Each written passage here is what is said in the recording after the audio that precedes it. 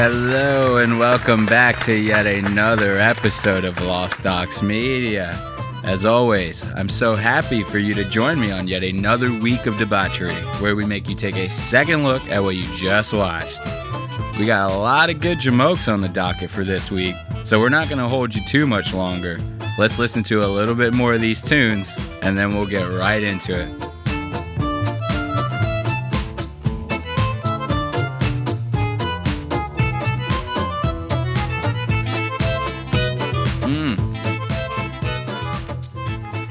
Like I said, we got a lot of good jamokes this week. Ethan Klein gets his arm cut off, and we find out just how big of a gooner good old love is. Then we have Lemaire Lee, former podcast producer for the Matt and Shane Secret podcast, making his first appearance on Kill Tony. Yes, Lemaire Lee, giving us a prime example of just how shitty his stand-up is, because he's bombing the entire time.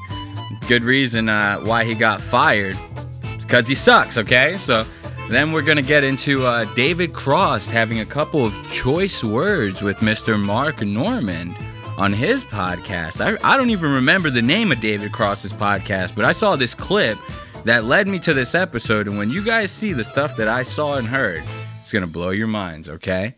Then we're going to end this episode with the ever so cucked Destiny making his appearance on the Adam Friedland show. You guys know Destiny, this streamer guy? This guy's an actual cuck. I know I say that a lot, joking around when I'm talking about these jamokes, but like Destiny is a legitimate cuck, and he's kind of like the worst person you'd want to take advice from or even listen to when it comes to anything like geopolitical or anything otherwise.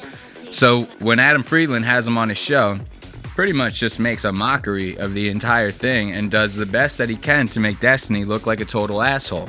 Does it work? We'll find out that later on Lost Docs Media.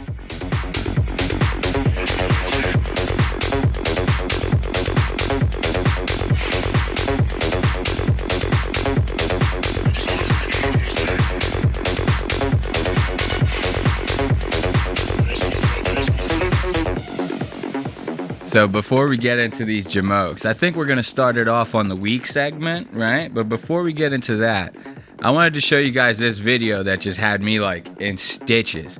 You guys familiar with this like Luigi guy? I don't know if you guys have like listened to any of the news lately, but there was this like Luigi dude that ended up shooting a CEO in the back somewhere in the middle of like Manhattan or something like that. Apparently he did it because he had like a bunch of back problems. This guy's back was getting blown out on like a daily basis. And apparently the health system was doing nothing to help him out with that.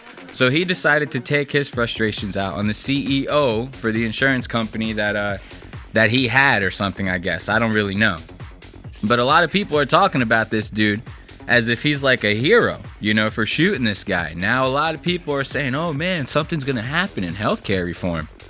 None of that shit really makes much of a difference to me. That's all outside of my pay grade. That's not why we're here, all right? I wanted to show you guys this video that I had found of him. Very quick little clip. But this shit had me dying. This is a video that they had taken of him while he is being like transported from like, I don't know, the courthouse to maybe the jail. So they're bringing him out in shackles and they're bringing him to like a transport van, right? Naturally in these situations, paparazzi does everything in their power to get as many pictures as they possibly can. So they're always yelling the person's name. You see a bunch of flashes, different things like that. And that's what this video is going to show us here. But wait until you hear what comes out of one of these guys' mouths.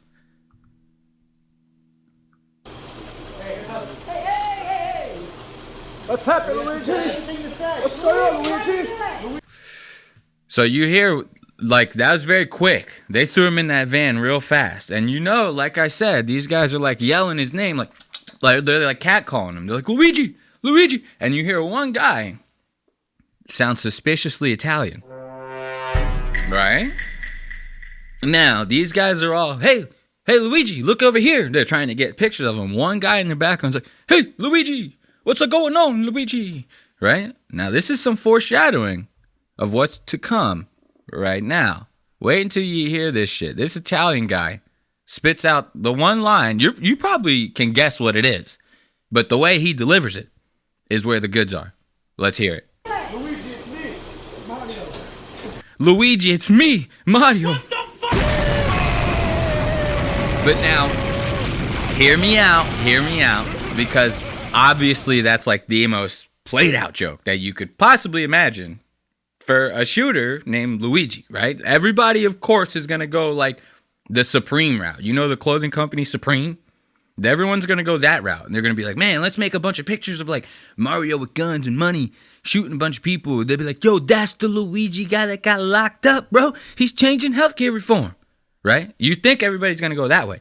This guy goes, hey, Luigi, it's me, Mario. But when he says Mario, it's like he's giving up.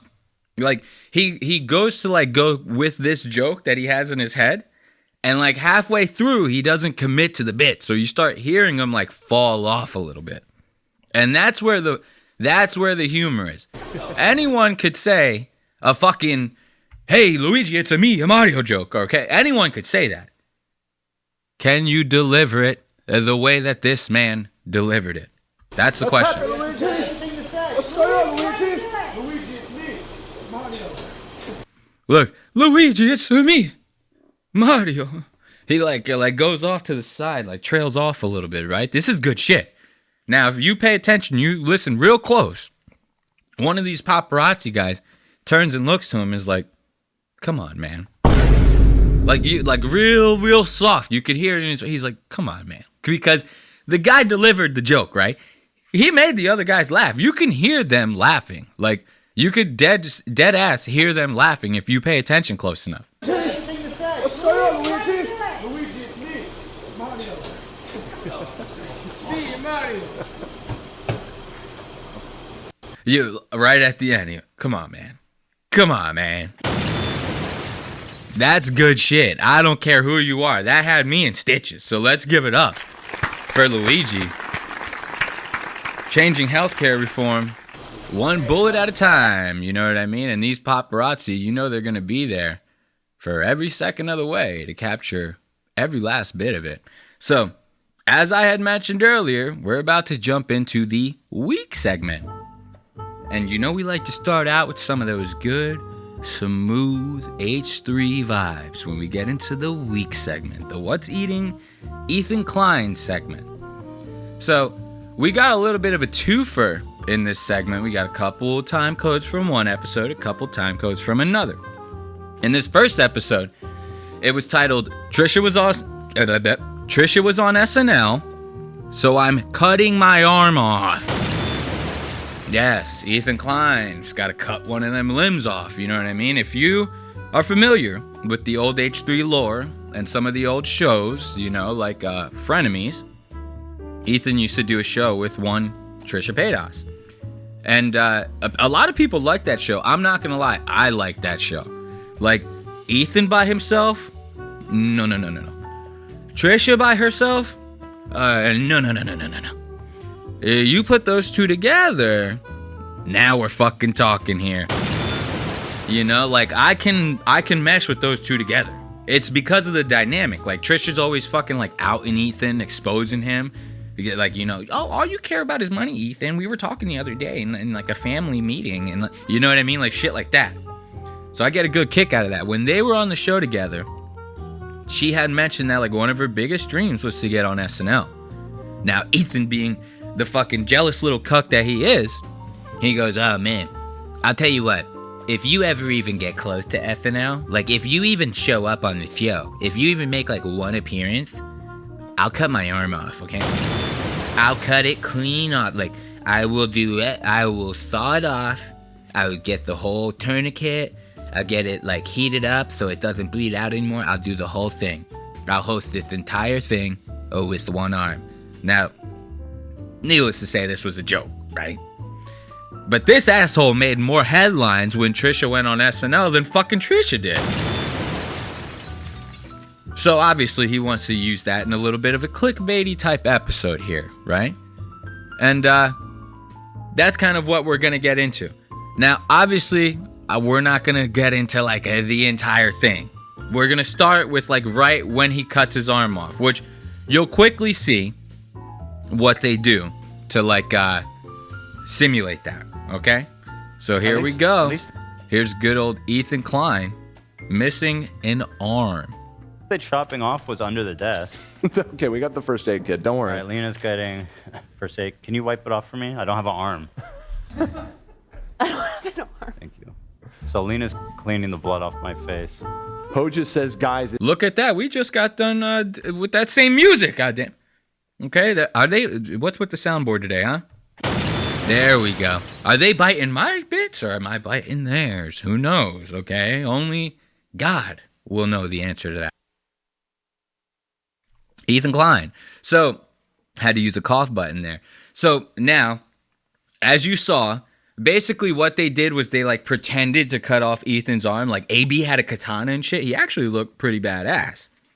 He had a katana and shit. He was doing the, like, like, you know, and he was, like, making it real ceremonial. Gives Ethan one little chop. They put his arm under the desk. They put, like, a green screen sleeve on it. And if you know anything about the show, anything about production, they sit in front of a green screen. They always change the background, stuff like that. So when he puts that green screen arm, it's going to make it look like he's missing an arm. Now, they did it up. They splattered like fake blood on his face and stuff like that. So what we have here is like Ethan getting cleaned up in all of this, right? So this is like the aftermath of the bit of them cutting off, quote unquote, Ethan's arm. But what happens next is where this time code brings us a little bit of that gold. First aid. Can you wipe it off for me? I don't have an arm. I don't have an arm. Thank you. So Lena's cleaning the blood off my face. Ho just says, guys, it's fake. I can tell. Come down to the Ho floor, just, love. what do you know, Do it man? down here on the floor. What do you know? How many arm choppings have you seen? Yeah. There's a little blood here, Lena. One less than me, I bet. It's tradition to spray someone in the face with water before you cut off their hand. So now, if you pay attention to what's happening here, the crew's reading some chats. They're going, oh, man, we can see Ethan's arm is actually there, man. We're not stupid. You know, so Dan's playing into that bit, which is fine, okay? But Ethan kind of, like, doesn't pick up on the fact that, like, Dan's trying to keep the show alive while he's just sitting there, like, having Lena and Love, like, you know, Lena's wiping blood off his forehead. Love's giving him a little tug and rub under the desk to help him, like, you know, settle into this, like, new development that we have in the show so that he can, like, you know, keep posting it smoothly. He's rubbing on his junk. You know, they got that going on. We don't care about watching that, right? So Dan, being a good producer, he picks up on this. He starts reading chats. He starts having, like, a little bit of a side conversation. AB's joining in. So that's what we got going on here. Now, I'm sorry, I paused it again. Now, next is what is jarring. I'm telling you, you always see Ethan do this kind of shit. It's tradition to spray someone in the face with water before you cut off their hand. Yeah. Just so Oh, you wait, guys there's know. no cut there. Yeah, Thank you so that's. much. Thank you. If you saw a Yes, little please. hand reach up with the squirt bottle, that's all that was. That's ancient tradition. Yeah, that's yeah, a yeah, traditional. yeah. And in I don't fact, want to it's scare my kids. Dad, who are you talking to? Yo, what the fuck? Look at this jamoke, okay? Who's Dan talking? He's talking to the audience, okay? He's talking to us because you're sitting there like an asshole getting all this stuff wiped off your face and shit. So what are we supposed to do? Just watch you sit there and go like, and make like weird noises into the fucking microphone? Like, is this real? Why does he always have to do this? It seems like every single time that the attention's taken away from him for even just a second, he has to like freak the fuck out about it. And it's like in every situation. Like they did a couple months back, they did we're ranking how hot all of the presidents of the United States are. From George Washington all the way to Donald J. So they're ranking them as soon as like the girls are like, oh, that president's kind of hot. You see Ethan, he kind of is like, what? You think that guy's hot? Like, what are you talking about, man? Like, I'm way better looking than this guy. Like, he can't have the attention away from him even for a second. Even if it's at the detriment of, like, saving the show in the current moment. He can't have that. Watch him. He snaps off at Dan. And Dan gets fucking embarrassed. Wait until you see this. A Yes, little please. hand reach up with the squirt bottle. That's all that was. That's ancient tradition. Yeah, that's a traditional. yeah. And in I don't fact, want to it's. scare my kids. Dad, who are you talking to? I am talking doing to a the show audience here. Okay. You're getting cleaned up. I You're just not. had my What kind arm of show cut is off. this? Who are you yapping with? Look at that. Who are you talking to, Dan? What the fuck kind of shit is this? Poor Dan. Poor Dan, okay? Dan's just trying to fucking, like, sail some ships and shit. He's coming into work every day looking like a sailor for you, okay? And this is how you end up treating this guy? Trying to save the show? Trying to look good for Senior Ethan? And this is how he treats him. Dan, who are you talking to? Like, when I heard this, I was like, dude, is this guy fucking serious? It's a very traumatic stuff, Dan. Yeah. Dan thinks Dan's doing a sideshow as I'm here bleeding out. Losing your And look at how embarrassed Dan is. You can see it. Like, Dan is, like, legitimately, he knows. He's like, what am I going to do? Like, talk shit back to my boss? You know what I mean? Like, I have to fucking swallow this shit. Once again, live on air. You know, this is the kind of shit that Ethan's good for all the time. Like, this is ridiculous. Now, this is something I thought was kind of funny. We're going to, like, pop through these, like, real fast. You know how much of a fan Ethan used to be of, like, Good Mythical Morning? Remember a little while ago I had covered how, like, Ethan kind of wants to, like, rip off Good Mythical Morning's vibe? And I kind of brought up the fact that, like, I felt like the reason that he wants to do that, once again bringing up this point, is that Good Mythical Morning are constantly eating things on air, and Ethan will do anything in his power to have a good excuse to eat on air. So, like, this was something that I found kind of interesting. That Ethan was kind of trying to create this, like, parasocial relationship with Good Mythical Morning. See, that's how bad that name is. I can't even say it fucking straight. You know, so he's trying to create this, like, parasocial relationship with those guys. Then Ethan ends up getting into, like, a whole Twitter beef with one of their producers. And I thought this was just hilarious. Of all people, this guy, Matt Lieb, who apparently is a producer for Good Mythical Morning, who's a big part of their team, apparently. Affairs. Has a podcast called Bad Hespera, in which he brought on Frogan to cry and bitch about getting banned for her insanely terrible behavior, the hummus racial tier list, and the wishing American soldiers get PTSD. He's like, yeah, you are being targeted. And they're reacting to a clip of me in which this guy, Matt Lieb, says something so horrifically fucked up that I believe either he needs to he actually does need to apologize and clarify. Like, Ooh, so that's some big shit to be making demands like that of somebody else's producer. Like, if I had a producer here with me, anybody online starts making demands like this, I'm coming out public. I'm going to tell you to go fuck yourself, okay? My producer can do whatever he wants. As long as he's being a good representation of my show, then he's fine. And as far as I know, I don't keep up with these Good Mythical Morning guys, but I haven't heard anything about this dude getting fired, you know? Here's the thing, though. Ethan's fans are so fucking crazy that it wouldn't surprise me if they start going after Good Mythical Mornings like sponsors and stuff like that. Sending off little messages, little proxy messages. Hey, make the producer apologize or else we're going to keep going after your sponsors. This is the kind of shit that Ethan's insane fans are good for, right? So don't be surprised if this particular incident turns into an actual development. Like, Ethan, like, genuinely wants this guy fired. He's bringing this up, and you know, as Ethan usually does, he's going to start putting examples on the screen, and he's going to start blowing them out of proportion. Wait until you see this. it's accepted. It's fucked up, man. Like, this guy works for Good Mythical Morning. This guy apparently works, like, for the most brand-friendly fucking show on earth, and he's all saying that's shit going to like happen this. is Like, fuck you, man. See, this is why I say this. You hear how he kind of does that, like, he throws in these, like, subliminal one-off, like, one-liners. He goes, this guy works for Good Mythical Morning. This guy works for the most brand-friendly show on earth. Like, this guy? You know what I mean? So he kind of, like, overemphasizes that shit. So to you, it seems like this guy is worse than what he is.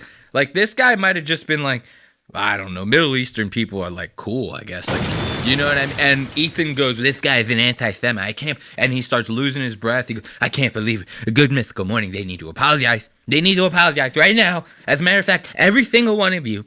I mean, I'm not telling you to do it, but like if you want to go and voice your opinions to their sponsors, I can't do anything to stop you. This is like the kind of energy that we get from Ethan. When he does these kind of things, I feel like that's what's behind them. He wants to weaponize his audience. And he's trying to do it to Good Mythical Morning. I thought you were trying to be cool with these guys. What the fuck is happening? Fucking show on Earth, and he's All saying that's shit going to like happen this? is like Fuck you, man. It is a little surprising. Yeah. I have no idea who this person is, and I recognize him. I will admit I'm not a I don't know regular who. Good I Mythical only Morning learned viewer. because I saw the clip, and I know they were that'll come saying as a he's like a surprise. big producer for Good Mythical Morning. Right? Yeah. I wonder what Rhett and Link's stance is on me being a Jewish supremacist.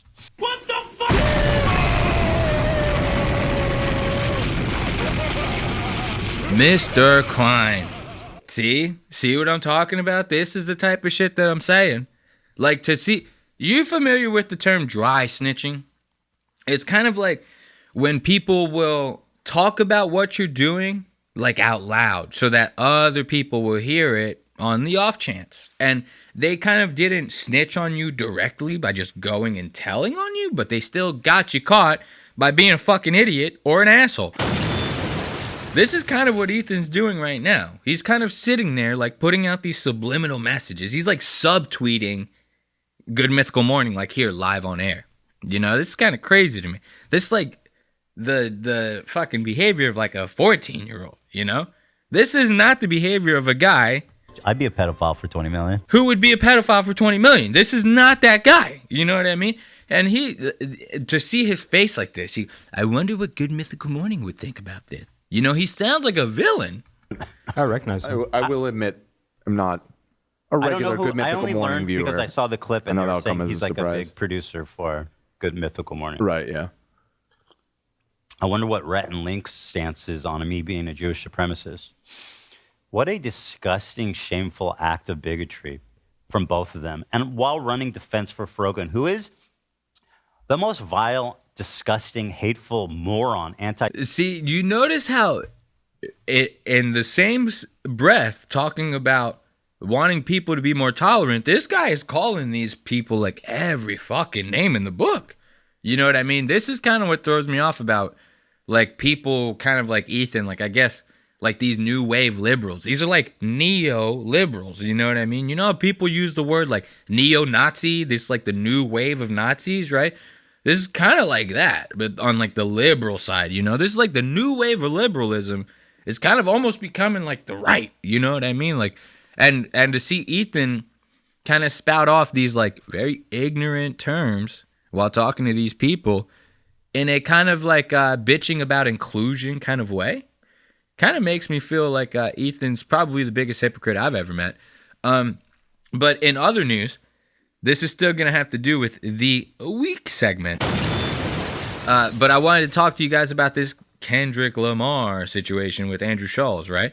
And the reason I'm bringing it up is because Ethan's going to talk about it on his show. We get some good time codes out of that. So basically, Kendrick Lamar wrote this song, and in one of his lyrics of the song, he's basically saying, don't let no comedian make jokes about no black woman, that's law. You know, he is getting real tight about that. He's like, you motherfuckers need to slide on these white comedians, you know? They fucking starting to get a little popping off in the mouth. So everybody kind of pieced together that he was talking about Andrew Schulz, right?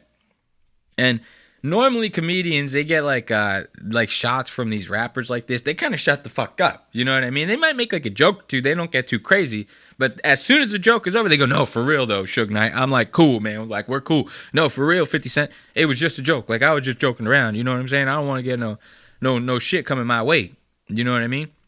Andrew Schulz does none of that.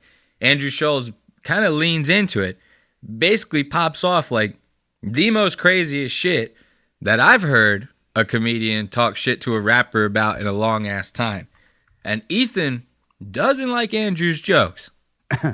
Oh my God, dude. Scholes, Andrew Scholes. I do not like this guy. Ethan's new tick.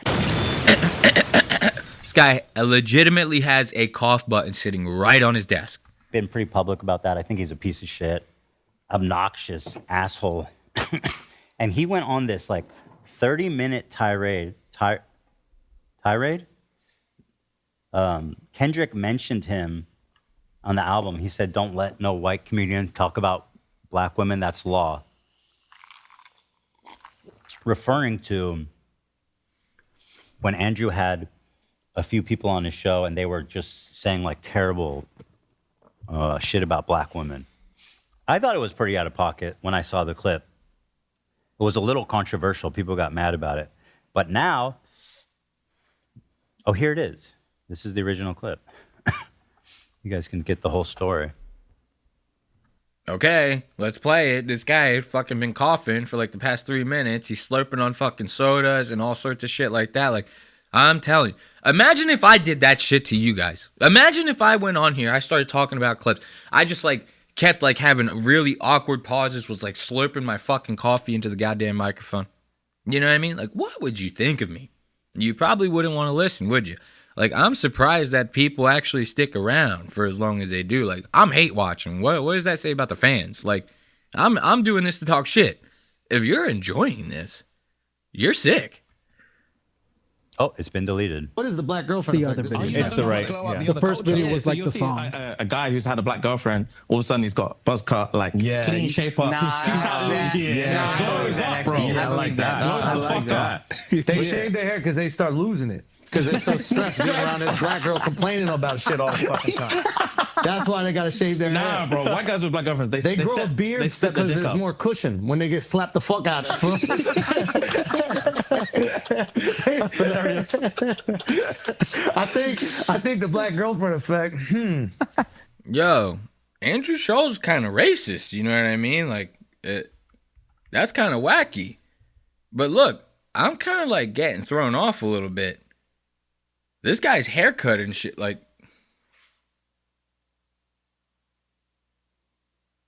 am I missing something? I think Andrew Schultz might be trying to steal my goddamn look, okay? You know what I mean? Like, you put a goddamn trucker cap on this guy. I mean, come on. So, obviously, you see he's making these, like, sick jokes, right? About these black women, you know? And Kendrick Lamar, he doesn't like that, you know? Now, like I said, Andrew Schultz, when Kendrick drops that line and he starts making these tweets, yo, you need to slide on these motherfuckers, you know what I'm saying? Like, Kendrick kind of calling for violence, you know? When Andrew does his response, Ethan catches a whiff of it, watches the clip. Ethan, all of a sudden, he turns into like the biggest goddamn activist in the world. Because when you hear the response to this, Ethan's response to this, you're going to be like, bro, like, why do you care so much about this? Then he goes on like a 30-minute, I'm not, shit you not, 30-minute tirade about how he wants to and could rape Kendrick. What the fuck? Andrew Schultz wants to rape Kendrick Lamar. Okay, big deal. You what's the matter? You don't think Kendrick Lamar can handle himself? Okay? I feel like a guy tries to slide up on a dude like Kendrick. Kendrick's gonna hit that motherfucker with so many pieces before he even opens his goddamn mouth. You know? Like, a dude like Kendrick sees a stringy-looking white dude, like a tall, stringy-looking white dude walking up on him. I mean, he's like fucking fist clenched, like before that dude even walks up on him. Because he's like, this motherfucker looks suspicious. Kendrick's probably looking at him. He's like, I don't ever see stringy-ass looking tall white dudes like this. Like, I don't hang out with them. So he sees one, it puts him on edge. You know what I mean? So I'm pretty sure if Andrew Schultz got anywhere near Kendrick Lamar, he'd be fine. But Ethan, legitimately, he's like going crazy over this shit. Oh, I saw this already. Ooh. Of course, I fucked the time code up. Then he goes on like a 30-minute, I'm not, shit you not, 30-minute tirade about how he wants to and could rape Kendrick. And then he gets into detail about how he wants to rape Kendrick because he's big and he's small and he could do it. It's fucking mental. Off my phone for the week. Like the week before, Kendrick dropped his album, right? Yeah.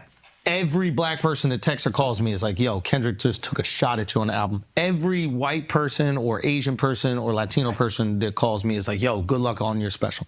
Okay? Yeah. So clearly there was. What is that? His racial humor is weird. His racial humor is a little weird. What's even weirder is like how much emphasis Ethan's putting on this rape joke. You know what I mean? Like, yeah, rape ain't cool. We get it. If Andrew Schultz actually could rape Kendrick Lamar, though, I mean, that's kind of cool for Andrew. Like, how cool would that be if you actually could rape the one and only Kendrick Lamar? Like, if you had that ability, you wouldn't brag about it at least a little bit? I know I would. So, like, the fact that Ethan's getting so worked up over this joke, it just makes no sense. Because everyone listening knows that it's a joke. That there's no seriousness in this. Ethan's legitimately kind of making Kendrick seem like a bitch. Like, if you think about it, the fact that Ethan's going so far out of his way to try to defend someone like Kendrick Lamar, well, what does that say about Kendrick Lamar? Like, if I was Kendrick Lamar, I'd go out in public, I'd start tweeting, I'd be like, hey, this Ethan Klein guy, slide on that motherfucker, that's law. I don't need this guy defending me as if I'm some punk bitch from around the way, okay? I can take care of my goddamn self. There's a separation in who was, indulging in his content. Okay? So I heard it. I was there. White guy. Out of it. Guilty. But I come out of the special, and it looks like there's so many articles about this album that are about, I don't want to, Yeah, it was about you. You were trending on my Twitter. No way. Yeah, I didn't want to tell you because you had things to focus on. What a time to be alive where... I was not one of the Asians who said, good luck on your special. I'm just saying. What a time to be alive where rappers... Andrew's Meat Rider co-host is the most embarrassing person alive. I don't know what this guy's deal is, but he is clearly sold out any shame left. This man just does not care. He laughed. Well, I was not expecting that. Ethan actually saying something that I can kind of agree on. Like, this Akash Singh motherfucker, somebody shoot that man, like, with as many bullets as you can find. Like, if you have a gun, all of the bullets, take them, put them in the same fucking magazine. It doesn't matter if they're the same caliber, whatever. Jam the gun if you have to. Shoot this guy with everything you fucking have. Like, legitimately, somebody needs to pull like a fucking Infinity War on this guy, like turn him into goddamn ash. I cannot stand Akash Singh. And him and Andrew, they get awfully touchy on this goddamn show. We'll be covering Flagrant coming up on Lost Ox Media. Okay? So we'll be talking about this Flagrant shit a little bit later, okay? But I want to show you guys like where Andrew's actually making this joke. Like, Ethan's legitimately like making this out to seem like Kendrick actually got raped. This part is fucking bizarre, dude. Let's see. Do it, Kendrick. You want to squabble up with Kenny? No. I mean, here's the thing. This is the thing that is kind of funny about it. Is like, first of all, Kendrick's people and the gang affiliate, everybody, his security, they will kill me. They will destroy me. They'll find me in the street. They'll fucking cut me up. They'll shoot. They'll do whatever. I'm not a tough guy. Y'all do. But just Kendrick, I would make love to him, and there's nothing he could do about it. Just Kendrick Lamar, I would make love to him, and the only way that thing Meat that he Rider could do is laughs, decide it's like if it's not funny. It's weird, bro. Sensual or not. It's not funny, man. Dude, he really is. I'm agreeing with you. Like, me and Ethan are practically brothers right now. I'm so on the same page as him. This Akash guy, he's laughing like, Photoshop a bunch of dicks into its goddamn mouth, please. Okay? Someone take this still frame, 9 dicks right in his goddamn mouth, because this is the gayest fag I have ever seen. Okay? I'm 100% on Ethan's side with this. Look at the way these two interact with each other. It's awfully touchy coming from these guys. And if you ever notice, I mean, I'm laughing like that around a chick that I'm trying to, schmooze, if you will. Like, so when I'm laughing like that, uncontrollable, at the most unfunny thing you could possibly imagine, I got a thing for the person I'm laughing at. So I'm kind of starting to think that this might be a little match made in heaven. Like, Akash might actually have something for Andrew. And this still frame right here, I'm telling you, this is like the cover of the Notebook. You know what I mean? Like, these two are in love. It's not funny. It's weird, bro. Sensual or not. It's not funny, man. What are you doing? He could do. If it's me and Kendrick, Watch, they're about to start grabbing each other. They're about to start grabbing each other. No, There it is. Look at that. Andrew Schultz and Akash Singh. Look, that's sexual assault, brother. Ladies and gentlemen, We got him. Like, I'm telling you, that's sexual assault. You can't just go grab somebody's arm like that all willy-nilly. Imagine if you were at the grocery store, right? And you just said something funny, like in line. And some fucking person sitting next to you in line starts laughing and grabs you like this. What would you do in that situation? Okay? And the fact that Akash is not doing anything in this situation, this makes me worry. It's not funny, man. What are you doing? He could do. If it's me and Kendrick, this is about physics. It's about physics. I don't even know if I'll get hard. But if we're in a cell, there's a chance that if we're in a cell and we're bored and we done tattooing each other, whatever you do in the cell, and we ran out of board games and we did all the other things, we cleaned everything, and I'm like, man, I might as well fuck you. There's nothing he could physically do to stop that besides put his legs in the air and choose a position. Maybe I'll let him choose a position. Why are you pulling this picture up, Mark? Look, I'm telling you, a guy starts talking about raping another man, you let him touch you like that, that's game over in my book, okay? So let's give it up for Andrew Schultz and Akash Singh actually somehow doing the impossible and making Ethan Klein look like a sane man for once in his life. So that was pretty much all the time codes I have from that episode, but don't you worry, we still have more of the week segment. So in this next set of time codes, we're going to be talking about Love and his little Gooner addiction. I'm telling you, I honestly feel like Love sits around his house, 9 computer screens, because you know he's a fucking nerd, and all of them have like 18 different browsers open. They're all different videos. He's sitting there in like 360. You know, he's like 360 screens. It's all porn. You know what I mean? And he doesn't know what to do with himself. 18 hours a day. This guy's jerking off every fucking day. Okay? That's how I feel. You know what I mean? This is a legend. You know? So, those are some of the time codes that we'll be talking about. But before we get into those, I want to show you this little fallen fan of the H3 show.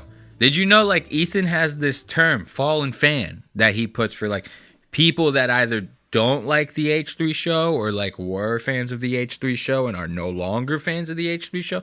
He honestly feels like everyone is a fallen fan that doesn't like the show. I'm going to tell you right now, I'm somewhat new to this H3 stuff. If you listen to past episodes, I even talk about, I only started attempting to listen to this show maybe a year ago, a little longer. The second episode, maybe. I was like, damn, this guy is like a piece of shit. Like, I could see it practically day one, right? So, if you talking about someone like me, I can't be a fall. I was never a fan. I gave it a shot. I was like, man, this show fucking, I'm going to keep tabs on this because this guy seems like a dumpster fire. I was right. And then I just kept keeping tabs. Like, this is pretty much all it is. It's like when you find like a, you have like a personal vendetta against someone, right? Have you ever had one of those? And you do everything in your power to keep tabs on that person so that 20 years down the line, you can completely fucking destroy their life. It's the same thing. I mean, so obviously, we can all relate to this, okay? So I wanted to show you guys this time code of Ethan talking about one of his fallen fans. We really only know what you show us, and what you've shown us shows us that you don't seem to like Trisha. Now, I do got to give credit where credit is due. Ethan did do a pretty good impersonation of my voice. Like, I'm not even lying. It was good. What the fuck? Anyone could do a good impersonation of this guy's voice. I'm sorry. I mean, if you were someone who was new to the show, you would almost think I'm like a fan of Ethan in this segment. Like, because Ethan's spitting fire, kind of. Like, anyone could do a good impression of this guy's voice because he sounds like a fucking faggot. Like, if you go into the microphone and you start talking like this and you go, Ethan Klein, you know these guys do this shit, right? So that you, when you come across the thing, you get stuck on the video because you go, man, this guy sounds like a fucking bitch. You get almost entranced of how bad this guy's voice sounds. It's kind of like a subliminal thing that they try to do to you because you, subconsciously in your mind, are sitting there waiting for him to crack, waiting for him to break that character in his voice, right? You might not even be aware that you're doing it. And it's the only reason that people like this get views. Kind of pisses me off. Think about it. If you met this fucking curly-haired asshole in public and he came up to you and goes, hey, my name is Josh, you'd fucking spit in his face. You wouldn't be able to stomach this shit. So why are you able to stomach it when you're scrolling through it on TikTok? And next question, why the fuck are you on TikTok? Get a life. So now watch, this guy, Ethan's classifying him as a fallen fan.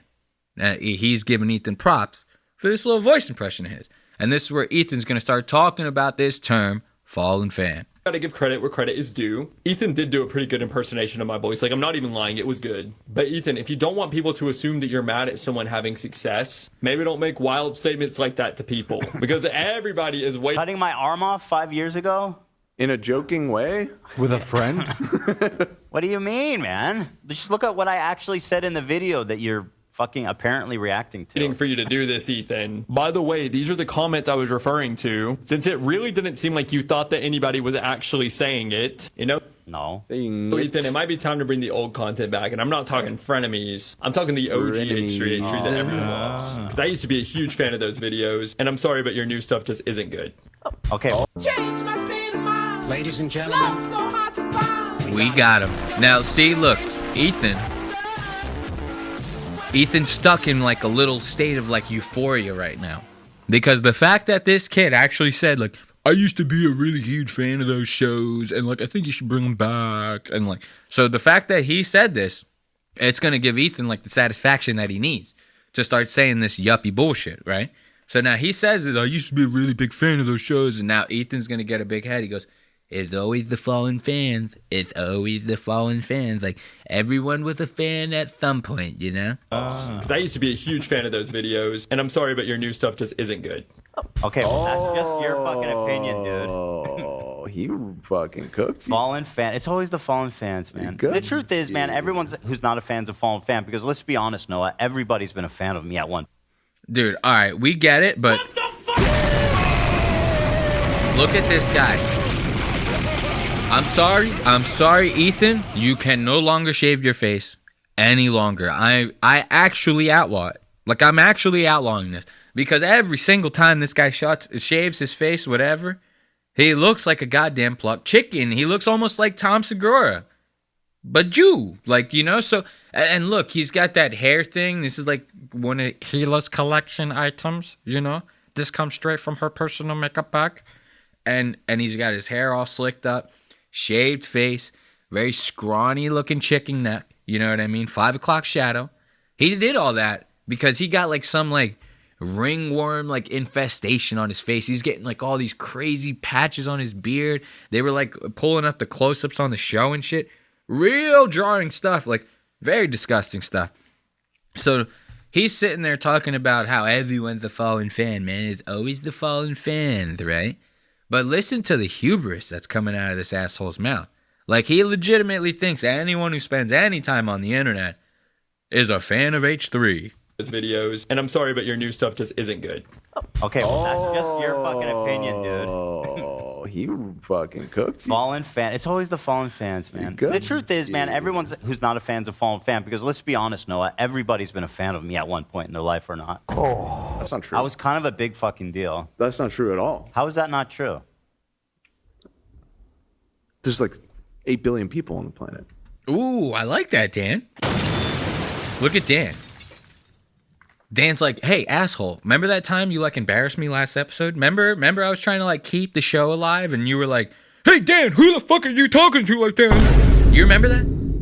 And Dan's sitting there going like, you sound like a total fucking idiot right now, motherfucker. Like, you know, and I love that. I love seeing Dan pull this kind of shit with Ethan. Like, because Ethan legitimately will believe that. He'll go like, everyone who is on the internet knows about H3. They all do, you know? And you know what's funny is this guy, past couple episodes, all he's been talking about is like, yo, guys, views are down. Memberships are down. We're like losing money with sponsors. Don't worry, though. The show's going to be here to stay. But if you could, like, could you get like your mother and your grandmother to sign up for the memberships? Maybe donate a little more to the chat. Because, like, we're hurting over here, folks. Like, and now he goes and says shit like this. Everyone knows who I am on the internet. I'm fucking H3, you know? So let's get into this Love and his gooning. I really worry about this guy. I'm telling you, Love is one of those fucking crazy nerds. I'm talking like he's got like all the gadgets. I picture Love legitimately having like a 50 Shades of Grey room, right? But instead of it being like toys and whips and chains and shit to use on other people, it's all a bunch of stuff that he can use on his own junk. He's got like blowjob machines that twirl at like 350 RPMs. He's got like pocket pussies. Things are vibrating, jackhammering and shit. Like I bet when this guy goes into sessions, his room sounds like a construction site. It's like a brrr and like all sorts of shit like that. You know what I mean? And this is why. They start talking about, in a segment of theirs, they start talking about this girl this OnlyFans chick, right? Who pulled off this stunt to have sex with 100 men in a day. Now, I don't know why people are going so crazy about this. There was a porn star that did this in like the 70s, okay? Like, this is not Guinness World Record breaking shit, okay? Maybe the new record is like that. It's on the internet now and it's not on VHS or something. Like, okay, that's cool, I guess. But the facts that are coming out of Love's mouth in regards to this fucking situation are like unprecedented. This guy, every single time someone has a question while they're talking about the shit in this segment, Love comes in there like rapid fire, as if it's like a trivia night. You know, do you ever go to a trivia night? Somebody goes, who was the second president of the United States? Everybody starts freaking out to fucking raise their hands so that they can win like a $25 gift card at Applebee's. You know? Love is like has like that kind of energy. They start asking questions. How many girls or how many guys did she fuck? How much time in between? Love's like, oh, I know the answers to that. I know all of them. I know all the answers. So when you see this, Love is gooning hard over this one. Watch this. Affected negatively, and then she's doing it again. But then she's doing it for 1,000. Yeah, I don't know. 1,000? It was very like emotional. How long is that going to take? Wait, yeah, actually. What's the math in How that? do you even find 1,000 dudes to up for that? Is there enough time in the day? Do we know how long it took to do 100? Okay, so now here's where it's going to start getting good. So they're already talking about this for a little while, right? And they start to find out, they go, okay, she already did 100. And then Ethan's looking through like the fucking article. He goes, oh my God, she wants to do 1,000? Like, that's crazy. She's already at 100. Now she wants to do 1,000. So the crew's like 1,000. That's kind of like fucking pushing it, don't you think? And Dan's sitting there trying to be the smart sailor that he is. And he's on clicking and clacking on his keyboard. He goes, well, are there even enough minutes in the day? Like, is this even logistically possible? You know? And Ethan starts asking some questions. This is where Love's going to come in with this like laser focused knowledge that he has of this whole situation. She said it took way more time than what she thought. I don't know the hours, but it was like multiple hours. I have to imagine if it took even, dude, they guys said they thought they had 4 minutes. That's a long time. They were promised 4 minutes, and they were upset that they didn't get their 4 minutes. That's which crazy, is insane. bro. Step to the side. Give me 30 seconds. I recommend going and watching it. I'll watch it. See, look, Love, I recommend going and watching it. So they're sitting there asking these questions. Love is like a fucking encyclopedia. He's like, it took multiple hours. As a matter of fact, I watched all 7 hours of the video. He goes, you should go and watch it. It was crazy, bro. It was crazy, bro. Like, there were so many penises. 4 minutes at a time, my friend. You know? Ethan and them, like, I'm surprised that nobody's gotten like suspicious. Like, this is one of those things, like if I was sitting around with a group of guys, you know, hanging out at the table, drinking lattes and shit, you know, we're all talking about respectful stuff like this situation. And, I start asking some questions. One of them answers 3 in a row. I'm going to look at that guy. I'm going to be like, yo, bro, like, how do you know so much about this shit? These guys, they're all acting like this is another Tuesday because they're used to this with Love. Like, Ethan, I wouldn't surprise me if Ethan's like legitimately had to be like, Love, you can't talk about porn in the office, bro. Like, I'm sorry. You know, we all like it too. You know what I mean? But you like it a little too much. You know, I'm sorry. If it took even, dude, they guys said they thought they had 4 minutes. That's a long time.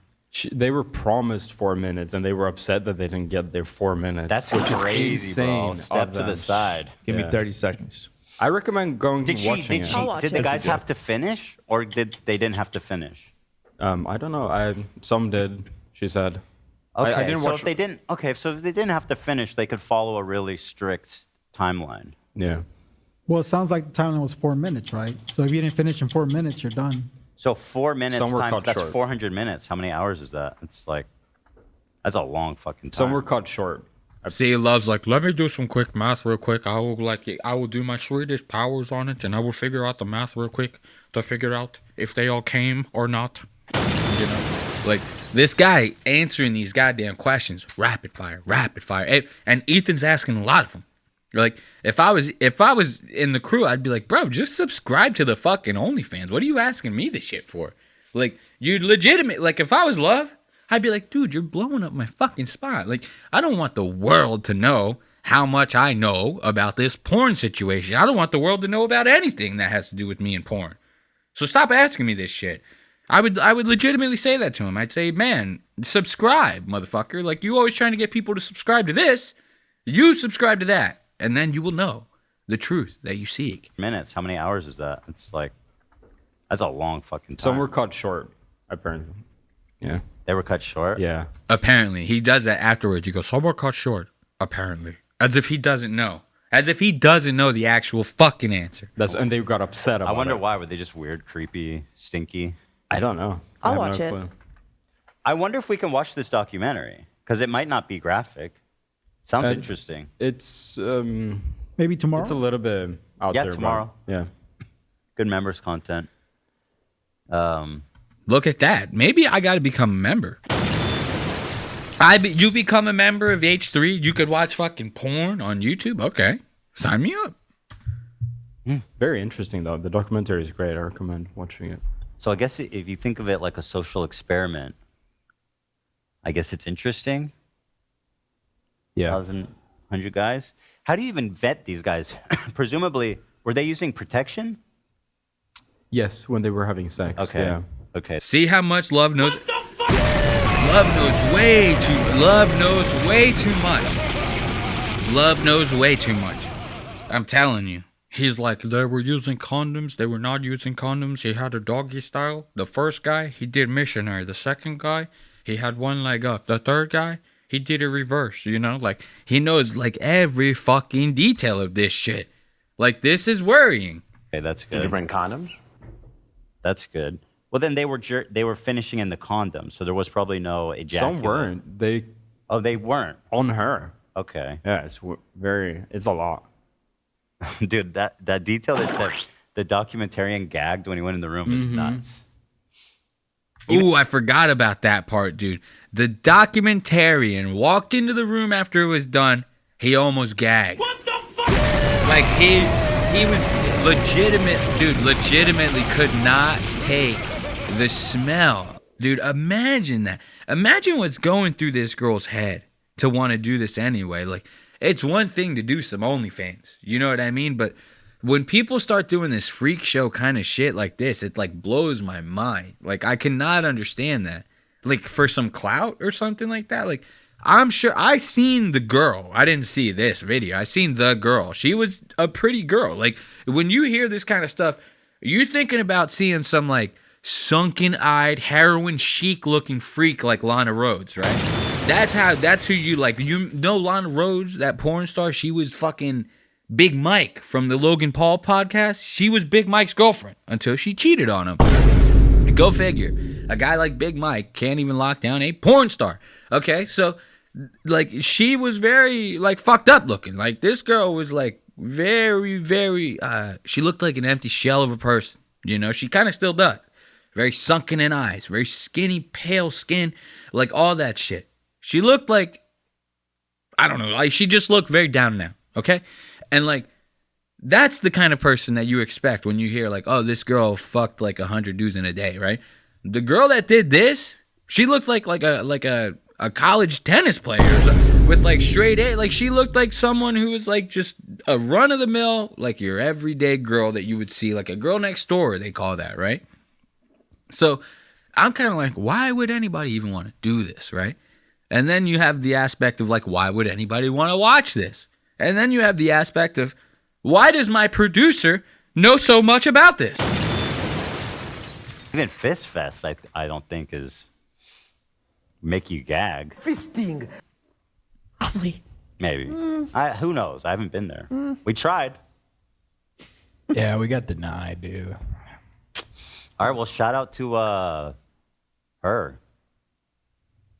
Look forward and good luck. Look, see what I was talking about? This is her. I mean, if that girl was wearing like a fucking a golf club polo, you would not think twice about this. You know what I mean? You seeing her like semi-naked in this thumbnail right here, you're kind of like, you sure this girl does porn? Like, you know what I mean? She's not like pre-med or something like that, you know? On the 1,000, we're all rooting for you. They interview some of the guys too, apparently. Say what? They interview some of the guys. Pretty interesting. So you've seen this documentary? I saw like half of it posted. See, this is where this is where I love. Finally, Ethan's caught on. Finally, Ethan is like, whoa, wait a minute, buddy. He's like, you know an awful lot about this. He's like, you seen this? You watched this goddamn movie? Like, what is wrong with you? You know, and Love's sitting here like, he's oh no, I don't know how to defend myself like right now because like this was crazy. He goes, I only watch half of it. That's it. They interview some of the guys too, apparently. Say what? They interview some of the guys. Pretty interesting. So you've seen this documentary? I saw like half of it posted on Twitter, and I just like went through this. I slept with. Okay, all right. Well, they got my attention. Look at him. You see, he starts like looking back at the crew. He's like, are they looking at me kind of weird? Like he's like, I have to really defend myself until they all buy this. Posted on Twitter, and I just like went through this. I slept with. Okay, all right. Well, they got my attention from all the way down there. See, that is some Gooner shit. Let's give it up for Love, ladies and gentlemen, and his Gooner shenanigans, you know. Let's see. Let's go and put on a little bit of music here, right?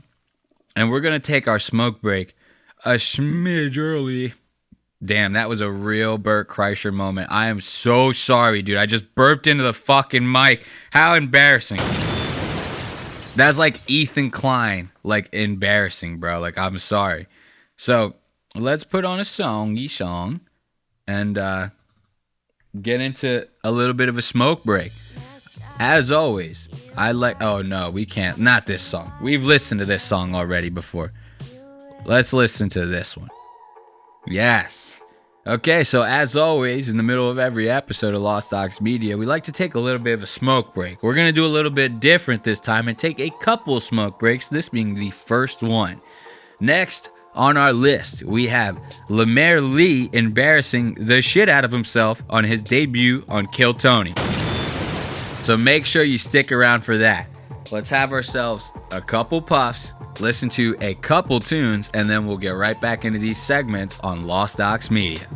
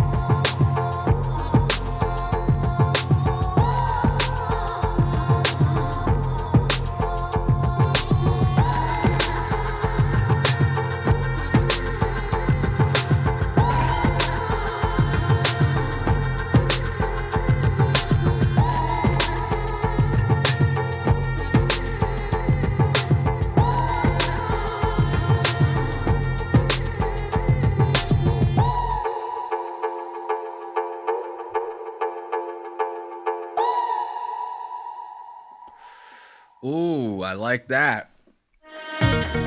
So, as I had mentioned earlier, we're going to be talking about Lemaire Lee's debut on Kill Tony. He's going to be paired with one of the co-hosts from the Matt and Shane Secret podcast, Matt McCusker. Now, like I had mentioned earlier, Lemaire Lee was a former producer of Matt and Shane's Secret podcast. Legitimately got fired by Matt and Shane because he sucked at his job. Like, legitimately. Like, I want to say this guy lasted like 10 episodes maybe. And they were like, Lemaire, you're fired. We're hiring this guy, Sean Gardini. Now, Sean Gardini recently had his debut on Kill Tony. And it wasn't that bad. Sean Gardini is an actual comedian. You know what I mean? Like, this Lemaire Lee guy, the only reason this guy is doing anything involved with comedy is because he's good friends with Shane Gillis. You cannot get these nepotism fucks involved deeply in the comedy world because they always get found out real fucking fast. Being a comedian is not like other things. You can fake it till you make it on a mechanic's assembly line in a factory, right? You can't necessarily do that as a comedian. You'll get found out if you're not funny. Excuse me as I indulge. So, this Lemaire Lee guy, same type of shit, right?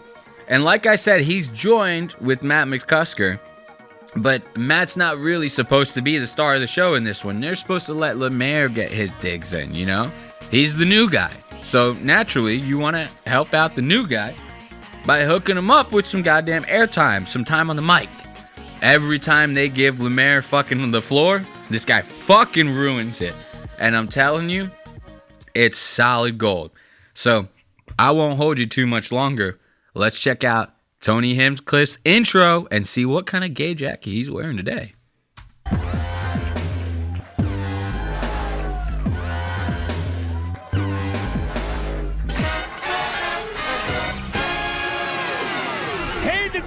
Coming to you live from the Comedy Mothership here in Austin, Texas for a brand new episode of Kill Tony. Give it up for Tony Hinchcliffe!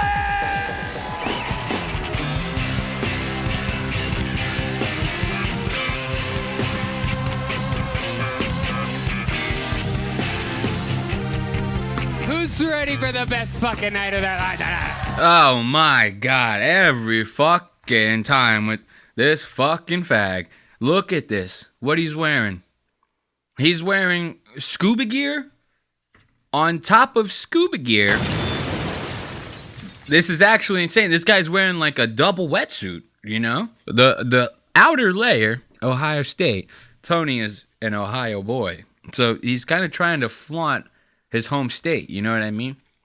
Every time you see this guy, though, he's always wearing one of these really tight-ass black Steve Jobs wannabe turtlenecks. And here's the thing. Tony is such a fucking idiot that instead of doing what you normally do with the turtleneck and taking the neck and folding it down, right? He just has it all scrunched the fuck up. Look, so it's like a normal turtleneck. Like if you had it like, you know, unfolded, the neck is like 9 inches long, okay? That's a long daddy. It's a long daddy on that turtleneck, okay? So you're supposed to fold it down. You can't leave it all scrunched up. So he's got 9 inches worth of neck scrunched up between his collarbone and his chin. And it looks like he's got a lot of foreskin. This guy's neck, it looks like his head is almost like the head of a penis coming out of the foreskin. Uncircumcised, of course. And it looks fucked up. So, obviously, you know, let's give it up for Tony's gay outfit. And then he sits there, he goes, he's ready for the best fucking blah, blah, blah, blah. Yeah. Who's ready for the best fucking night of their life?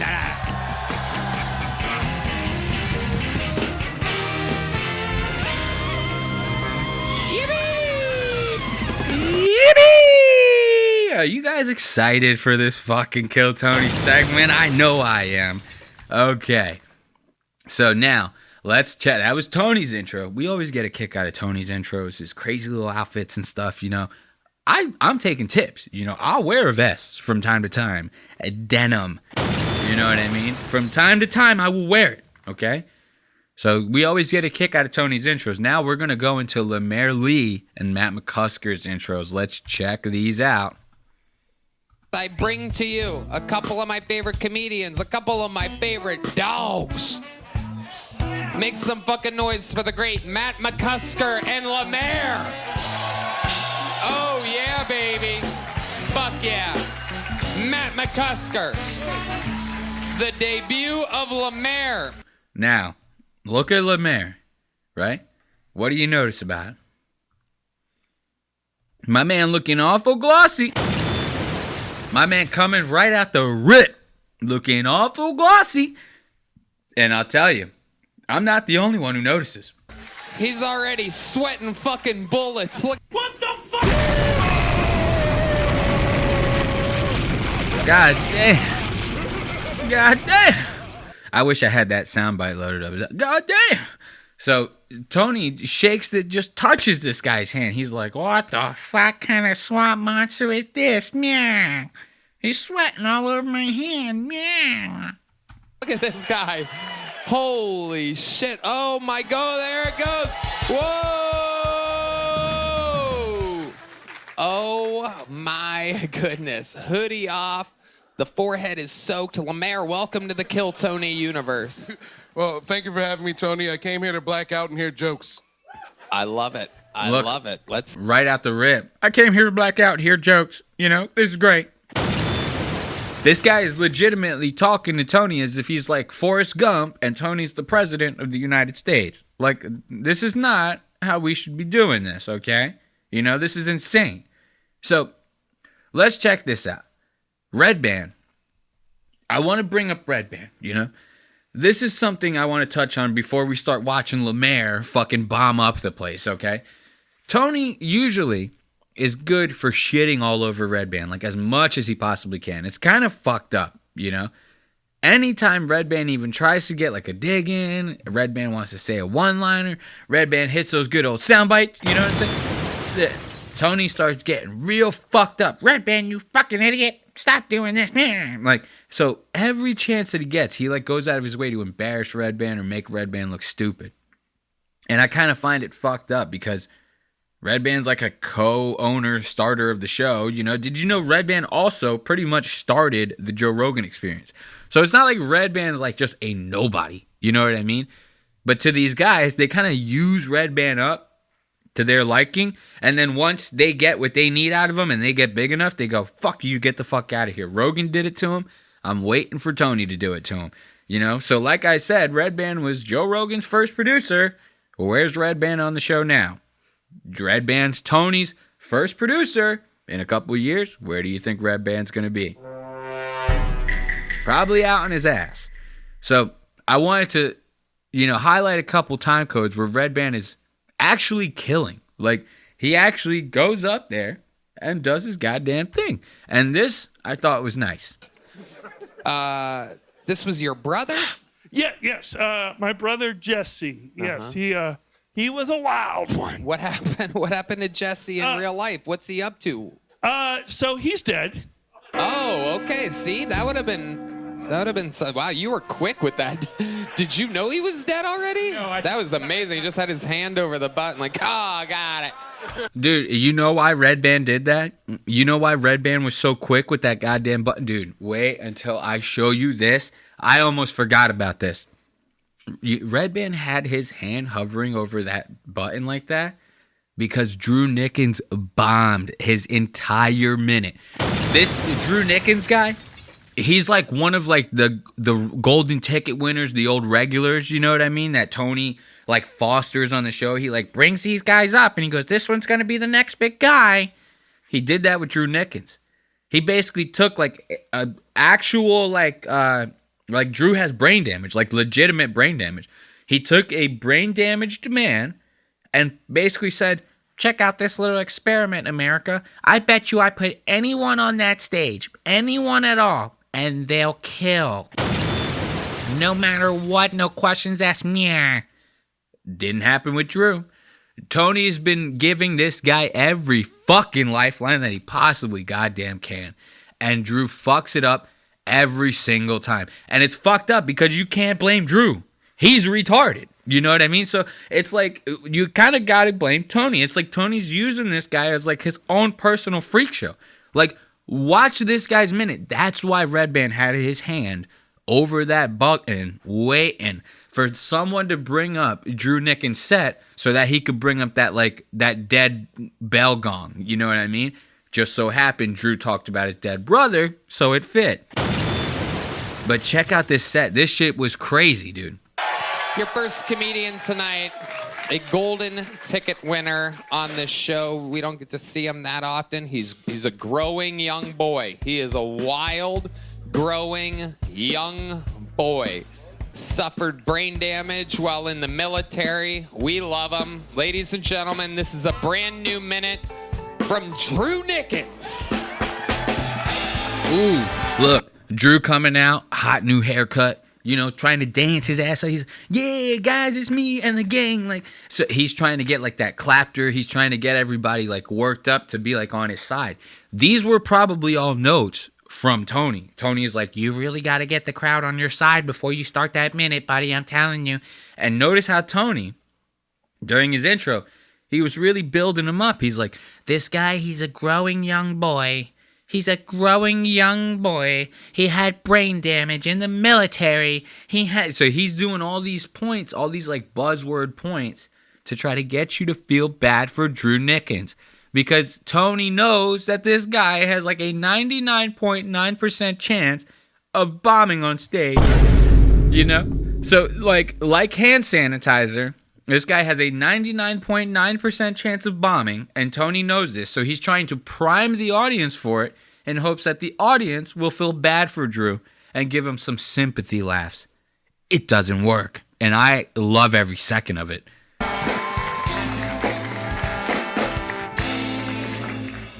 One of my brother's nicknames was Mr. Brittany Griner Jr. His name was Jesse. He was an all-state athlete, but he was wild. He was a combination of Antonio Brown and Kanye West with a sprinkle of Seth Curry. Yeah, he didn't identify as male or female for a week. He thought he was Crash Bandicoot, the video game character. My man escaped 3 mental hospitals on pure athletic ability. I thought he was Mexican the way he was hopping fences. Oh, see, they get a laugh out of the Mexican joke. Yeah, because Tony's fucking audience is so retarded. They could laugh when like a Mexican guy gets called like a taco, and then another like 40 jokes will slip by. You get fucking nothing but crickets, and then they go, black guy, watermelon, fried chicken. Everyone starts laughing again. That's the kind of shit. Tony goes, Puerto Rico garbage. The crowd cannot fucking hold their tears back because they're laughing so goddamn hard. This guy, he's throwing all these goddamn jokes, references from left and right, from the 90s, from the early 2000s. This guy is pulling all the stops out of his ass. The crowd is giving him nothing. This guy goes, I thought this dude was a Mexican. They go, oh, God, that's the funniest thing I've ever heard. And you're trying to tell me Tony's audience is not fucking full-blown retarded? Okay. He reminded me of an outside cat because he would disappear for 4 days. We wouldn't hear a peep from him. But then he'd come back like nothing happened. And then he'd be real hungry. He'd go from Crash Bandicoot to Garfield really quickly. One time he came back, he had a bunch of cardboard, and he proceeded to dance to the Step Up soundtrack for 2 hours. My parents were so worried, they were like, okay, I can't. I'm sorry, that's enough. I can't. I'm like almost getting like entranced because of like, I was getting like entranced, like at listening to that. I was like about to fall asleep or something just now. I was legitimately getting lost in that. We should have stopped listening to that like 30 seconds ago. You know what I mean? So I apologize for putting you through that. But let's get back to Red Band killing. So now you have the context of that. That's why Red Band was so hot in that button when Drew Nickens talks about his dead brother. This was your brother? Yeah, yes. My brother Jesse. Yes, he was a wild one. What happened? What happened to Jesse in That's who Drew's whole set was about. His brother Jesse. real life? What's he up to? So he's dead. Oh, okay. See, that would have been so, wow, you were quick with that. Did you know he was dead already? No, that was amazing. Just See, but he didn't know that his brother was dead, but he knew that set was dead. So he had those buttons ready. He had that shit primed. He was like, this guy's comedy career is done.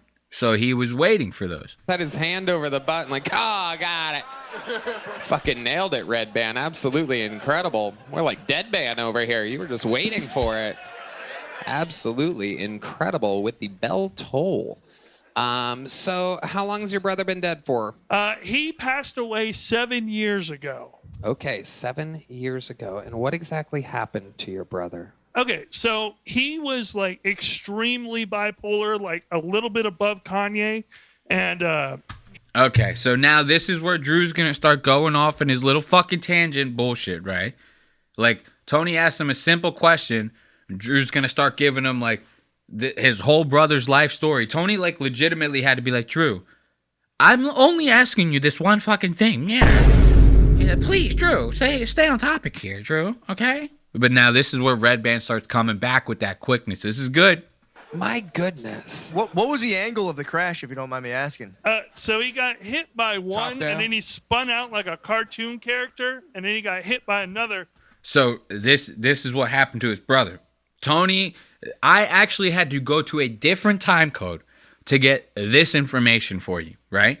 Legitimately, Tony goes, so what happened to your brother? How'd he die? Drew goes on for 25 fucking minutes. Then we go to the next time code. He finally starts explaining, oh, my brother died in a car crash. So Matt McCusker goes, what was the angle of the crash? And this is where Red Band fucking kills. By one, and then he spun out like a cartoon character, and then he got hit by another, and it made him collapse and like hit his head really hard, and he rolled into a ditch. Oh, so he hit.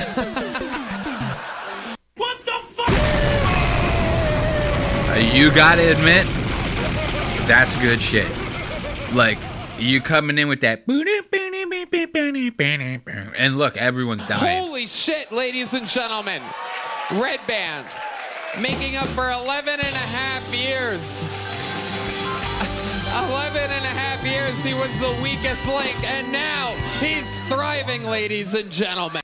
Of course, Tony has to take this nice moment for Red Band and be an asshole. Go, 11 years, this guy was like the only person on the show we didn't think was cool or funny.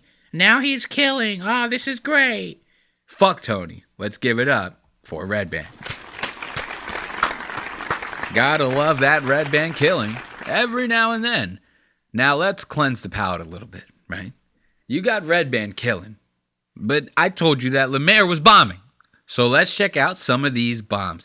This asshole gets pulled up from the bucket list, right? Just some regular guy comes up, does his little 1 minute set, whatever. Is it good? I don't remember. So that probably means it wasn't good. If you don't remember, it's probably not good. So Tony starts asking him his interview questions. Tony's like, what do you do for a living, buddy? And the guy's like, I write parking tickets. So they all start talking shit about the parking tickets, this, that, and the other.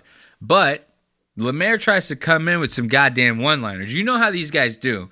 Somebody like this, right? This little fucking doughy little docile white dude with these fucking pale blue eyes, right? Comes up and goes, I'm a parking meter guy.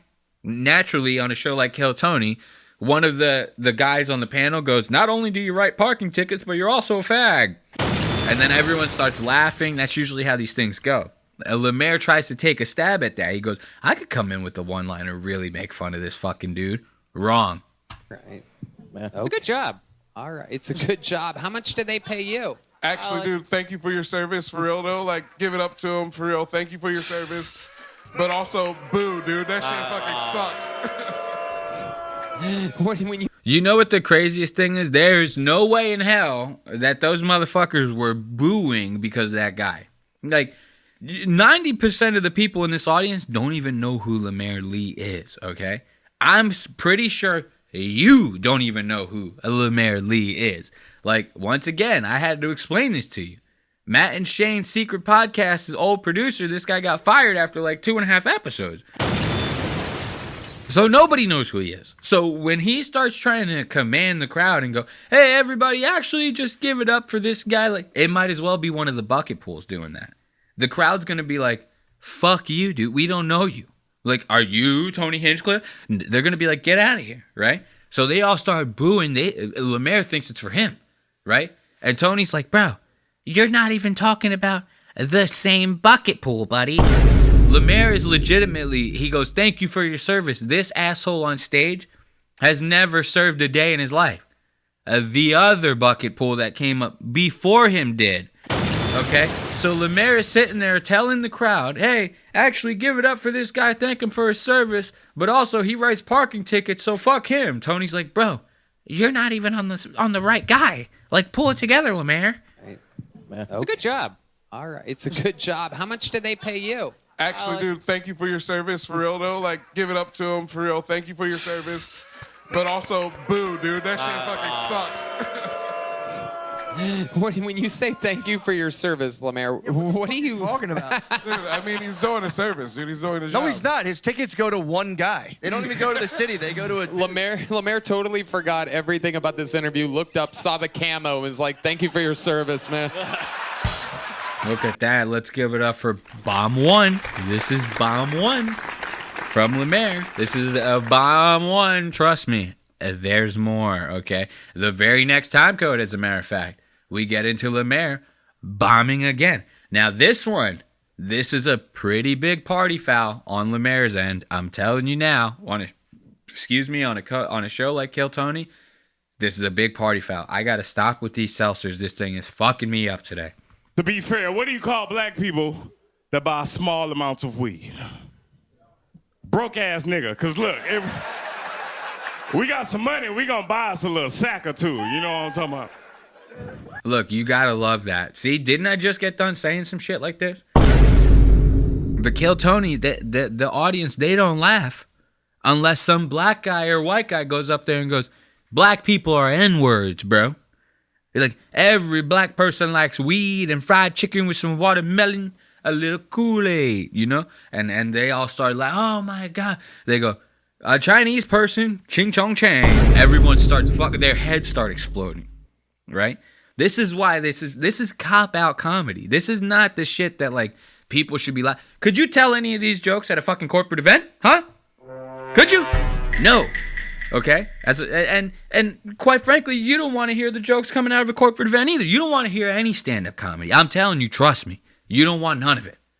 Because it's all shit. The best comedy comes from you hanging out with your friends, some funny stuff happen. You guys are in stitches. People are smacking tables. You ever see those videos online that go viral? It's like two black kids laughing. They're smacking the fucking table. All the shit shaking, the camera shake. That's the best time to laugh. You can't laugh when some fucking asshole sitting on a stage with a microphone going, look at me, look at me, look at me, right? You can't do it. So how do these guys try to do it over at Kill Tony? They try to shock the audience. They try to shell shock the audience by just saying like the most whacked out shit. And we all know in 2024, race is a hot button topic. So they start going, hey, black people, N-words and watermelon, Chinese people, slanted eyes and ching chang, Mexicans, tacos. And then the crowds, they start eating it. They go, oh my God, this guy's the greatest. Richard Pryor. All amounts of weed. Broke ass nigga. Cause look, we got some money, we gonna buy us a little sack or two. You know what I'm talking about? Shit's crazy as hell. Shout out to everybody, all my weed heads out there. Yo, Tony, can we buy weed on YouTube?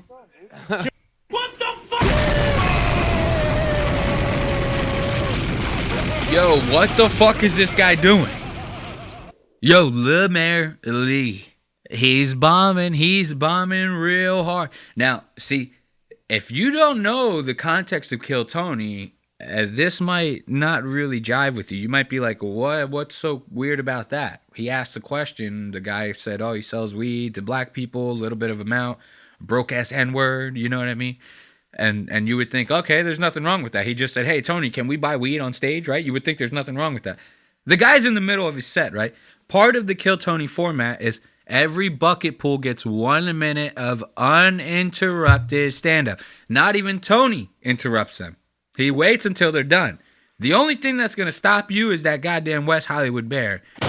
Okay? So this guy starts throwing off his goddamn comedy set. Lemaire starts asking him questions in the middle of his set. Right away, Matt McCusker is like, yo, Lemaire, shut the fuck. What are you doing, dude? I bet you Matt had to vouch for Lemaire to get him on here. Probably because Tony was in a tight spot on guests, right? But that doesn't mean Tony's in the tightest spot. He could still get someone who's better than Lemaire. So Matt probably legitimately had to vouch for him. So Lemaire's doing this stupid shit on stage. Matt's like, shut the fuck up, bro. Like, my name is on you right now, goddammit. Graham crackers. Look. I'll be counseled before Tuesday. I'll be counseled before I even hit the scene. To be fair, what do you call black people that buy small amounts of weed? Broke ass nigga. Cause look, we got some money, we gonna buy us a little sack or two. You know what I'm talking about? Shit's crazy as hell. Shout out to everybody, all my weed heads out there. Yo, Tony, can we buy weed on YouTube? Can we do that? It's not done. That's cool. All right, look, between me and you, if you need a 3-5 after the show, you by the bathroom, by the little homeless dude with the 2 dogs, not the 1 dog homeless dude with 2 dogs. Hell yeah. That part of the show's going to be on BET next week. That's amazing. Look, Tony coming in. That part of the show is going to be on BET. Meow. The audience naturally going wild, you know? So you got to give it up for Lemaire interrupting an uninterruptible set. Like, how does that happen? It's supposed to be physically impossible to interrupt these guys during their sets. You know what I mean? So what the fuck? Now, check this out, dude. This I thought was fucked up. Remember how I told you Tony likes to be an asshole to Red Band all the time? And you think I'm, like, joking about that, right? You think that I'm like, oh, he's probably just making shit up, you know? He embellishes stuff for the show. You obviously see him playing this character during the podcast. He's out acting outlandish, you know? Nobody acts like that in real life. You think that to yourself, right? And you think that I'm, like, fibbing just to, like, make Tony seem worse than he actually is. I'm not. Tony is legitimately an asshole to this guy. You saw Tony being nice to him for once, giving him props because of his jokes. That's because everybody laughed. You know, if everybody didn't laugh during those moments, Tony wouldn't genuinely think that they were funny. He probably would have started shitting on Red Band. But because Red Band actually got the room for once, Tony was cool about it. But now, in the same show, you're going to watch Tony be the ultimate scumbag to Red Band in person, like in live, in front of everyone. And then to make it worse, you would think that maybe they would want to edit something like this out, like they edit out Dave Lucas when he starts arguing with the panelists, right? They don't. They leave this in for Red Band to just be embarrassed in front of everyone. Tim continues with the re-arrival of D Madness, the only guy that makes 6 entrances per show. I'm sorry I let it went a little over. I'm sorry about that. Sorry, Brian. Sorry. No, it's fantastic. First of all, Brian has nothing to do with the production of the show whatsoever. Why you would apologize to him, nobody has any idea whatsoever. It's me. It's all me, and I love it. Oh, it's you? Okay, it's you. Brian has nothing to do with the show, right? What about when Brian does this? What about when you go, hey, Red Band, do that thing with the car crash and the fucking shocked me?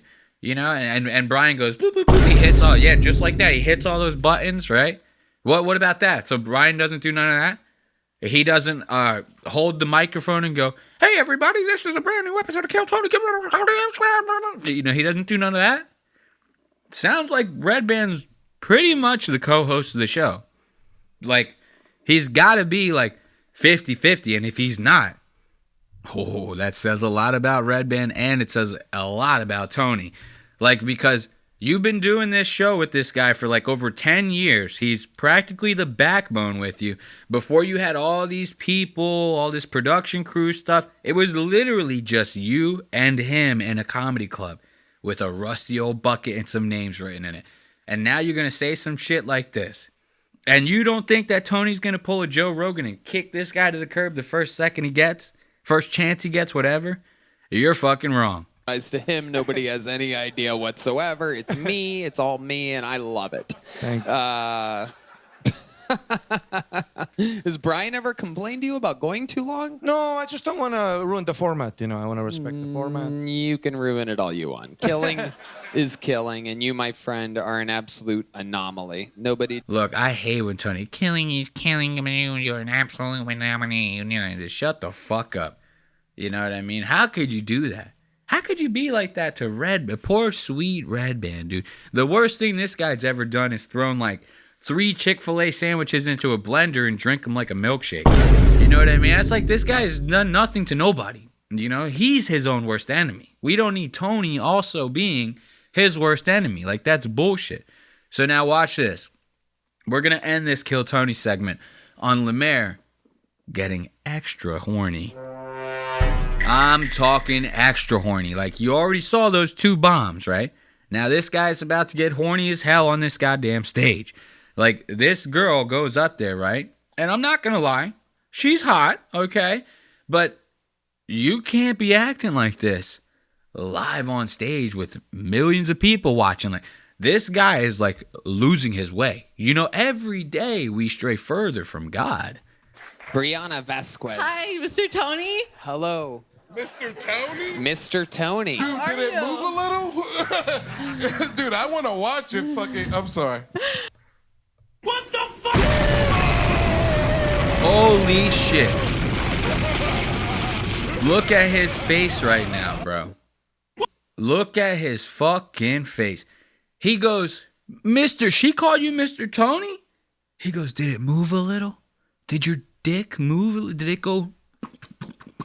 When she said that to you, did it go boop, boop, boop, boop, boop, boop, boop, and it wiggled, it twitched? He goes, man, I'm telling you, Tony, I know you're rich and famous. He goes, please, man, please, I'm telling you, if you fuck this girl, please, I know you're gonna fuck her, but if you do, I want to watch, man.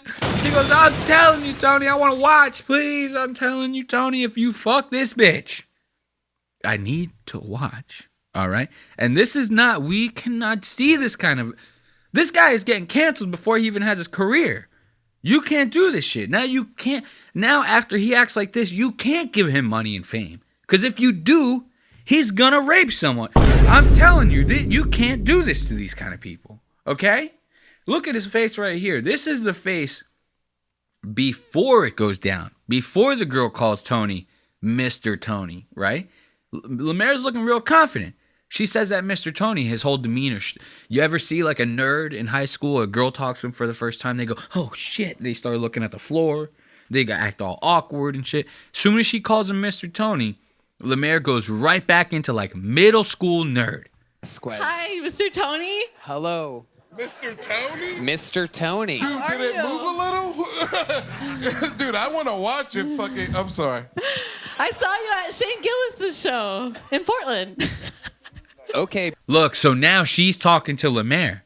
She goes, I saw you at Shane Gillis's show in Portland. That was you, right? You were the only black guy there. That was you, right? And Lemaire, he's so freaked out by like this encounter that he had with this woman that he doesn't want to look her in the eye, right? Watch this. Dude, did it move a little? Dude, I want to watch it fucking... I'm sorry. I saw you at Shane Gillis's show in Portland. Okay, See? Matt's over there just like a middle school boy. He goes, bro, she's talking to you, man. He goes, bro, I'm telling you, bro, she's talking to you. And now Lemaire looks up. He goes, and it's like 16 Candles or something. There's like romantic music playing and shit. And then he goes and says some stupid shit like this. Brianna. I think so, right? It was Nate Marshall. I'm sorry. It wasn't me. Oh. What the fuck? Oh my God. Damn, this fucking girl just fucked his whole shit up. Look, if you thought his confidence was fucked after like interrupting the set, bombing a couple times, right? He practically said that he wants to watch Tony Hinchcliffe fuck this poor girl. You know what I mean? In a cuck chair somewhere in some weird hotel room. Like, I might as well all have came out of his mouth. Right? That's all embarrassing enough as it is. Then this girl goes, I saw you at the Shane Gillis show I went to a couple months ago. That was you. Like I said, you were the only black guy there on stage. That had to have been you. He goes, I've never performed with Shane before in my life. That was Nate Marshall. I'm sorry, it wasn't me. She mistaken him for another black guy. She did the whole like the Kill Tony audience would die at a joke like this. You know how people go, oh man, all black people look the same. You know, like, or they go, all Chinese people look the same. You know, it's like everyone looks the same to other people. Okay, if you're a Puerto Rican guy, everybody else looks the same. If you're a black guy, everyone who's not black, they all look the same to you. It's like that with everyone, right? So this girl comes over. She goes, I saw you at the Shane Gillis show. He goes, no, you didn't. You saw some other black guy. You just mistaken it for me. Dude, I fucking died when I saw this shit. Dude, did it move a little? Dude, I want to watch it. Fucking, I'm sorry. I saw you at Shane Gillis' show in Portland. Okay, Brianna. I think so, right? It was Nate Marshall. I'm sorry. It wasn't me. Oh my God. That is hilarious. Shane's other black being confused for the other one. That is amazing what we've just witnessed here, ladies and That's all gentlemen. right, Brianna. Don't worry about it. Thank you, Matt. Look at that. Matt coming in with the save for his good buddy, Lemaire. Dude, that Matt McCusker, bro. That's a real stand-up white. You know, that Matt McCusker, that's a real stand-up white. That's one of those whites that you want to have on your side, you know, for when the shit goes down. So you got to have someone to talk to the cops. So Matt helps out Lemaire, right? Lemaire keeps getting hornier. This girl, like I said, she's beautiful. I mean, look at her. She's a very pretty girl. Don't get me wrong. She's got a rump on her. She's got that Texas fucking 10-gallon hat on. You know what I mean? She's a real innocent, cutesy looking girl. That girl next door shit that I was telling you about earlier. Lemaire's eating this up. But he's and this is where you have their fatal flaw. You cannot let your horniness seep out your pores like this. It's coming out of every orifice of his body. Okay? He is so goddamn horny, you could practically scrape it off of him. And you cannot be like this in public, my friend. You have to learn how to control this shit. We're all horny, all right? We don't act like this. Men, and I feel like I have a lot of stories to tell. Is that what you think? Yeah. Why didn't you do one of the stories that you think you should tell here tonight? I have a lot of stories. Well, let's see. Did you dance with snakes? You're Pentecostal. They do that. Yeah, I danced on the floor, soaking tongues, rolled on the ground. See, so now you see Lemaire, he's like envisioning this in his head. He goes, she was bit by snakes. She spoke in tongues. She's squirming on the ground.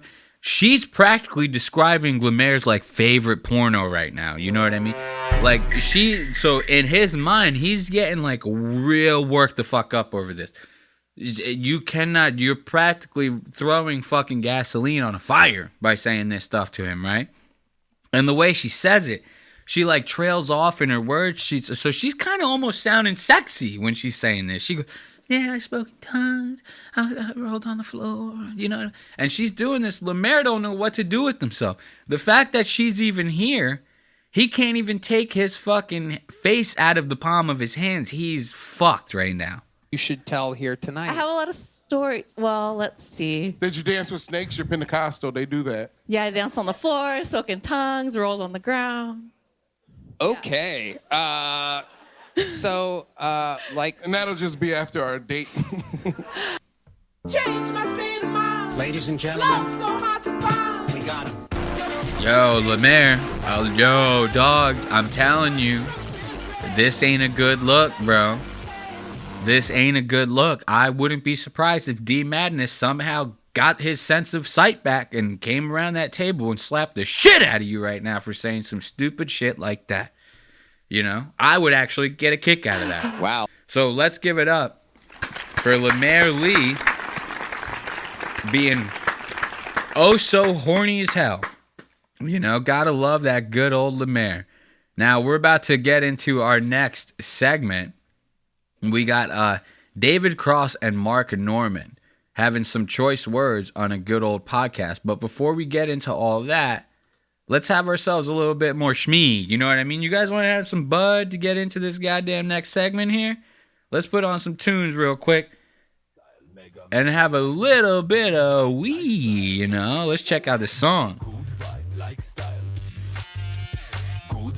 All right, let's have a couple more puffs. You know, listen to this tune for just a little bit. We only need the music to get us through the puffs. You guys can't just have me, silence while I'm sitting here getting high as shit for the next segment, right? As soon as we finish with this, we're going to get into this Mark Norman and David Cross situation, right? I'm telling you, when you hear the shit coming out of David Cross's mouth, it's going to blow your goddamn mind. All that and more coming up later on Lost Ox Media. Vibe.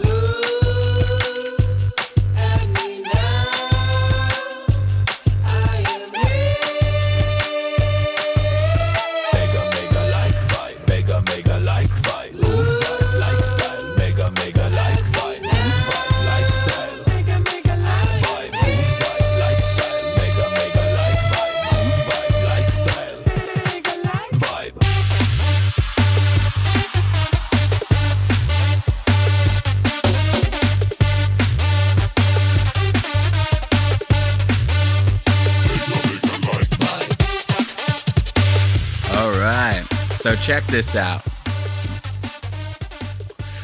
David Cross has this podcast called Senses Working Overtime, right? And I don't really know how long this show has been around. I didn't even know it exists. I saw this clip of an interaction that Dave and Mark Norman had on the podcast on like Twitter. And it was so fucking outlandish that I was like, I gotta check out whatever the fuck this situation is. Turns out Dave has his own podcast. It's been on for however long. And Mark is probably the only guest I'd even be interested in watching. Like, aside from Arrested Development, you should not be watching anything with David Cross in it, okay? This guy sucks. Like, and he's a stand-up. Could you picture the fucking Tobias from Arrested Development on stage? Like, I blew myself, huh? Like, it's like, what are we doing? So, without any spoilers, I saw that clip, and it turned me on to the Senses Working Overtime podcast. And right from the rip, this was probably one of the more awkward podcasts that I've seen. Like, almost Rick Glassman, take your shoes off-esque type shit. Watch this. This is a HeadGum podcast.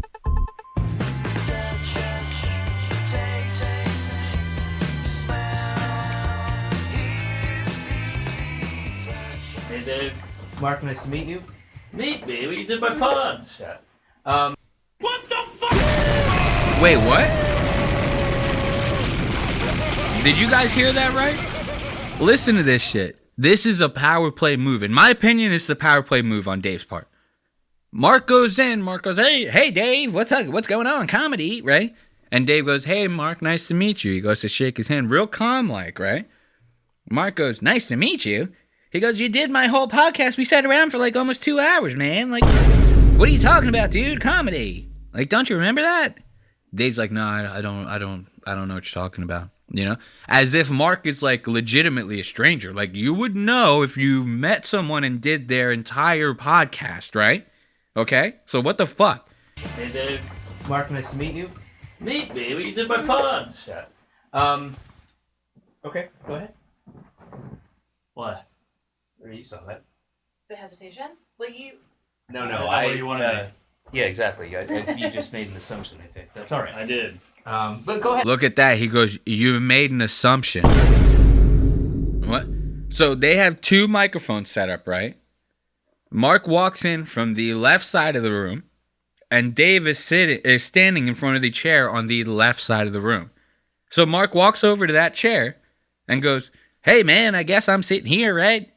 Dave automatically, to make this even more awkward than it is, he goes, oh, well, you just made an assumption. He goes, what? He even looks over at his wife, who's the fucking producer. If your wife is a producer of your show, kill yourself, okay?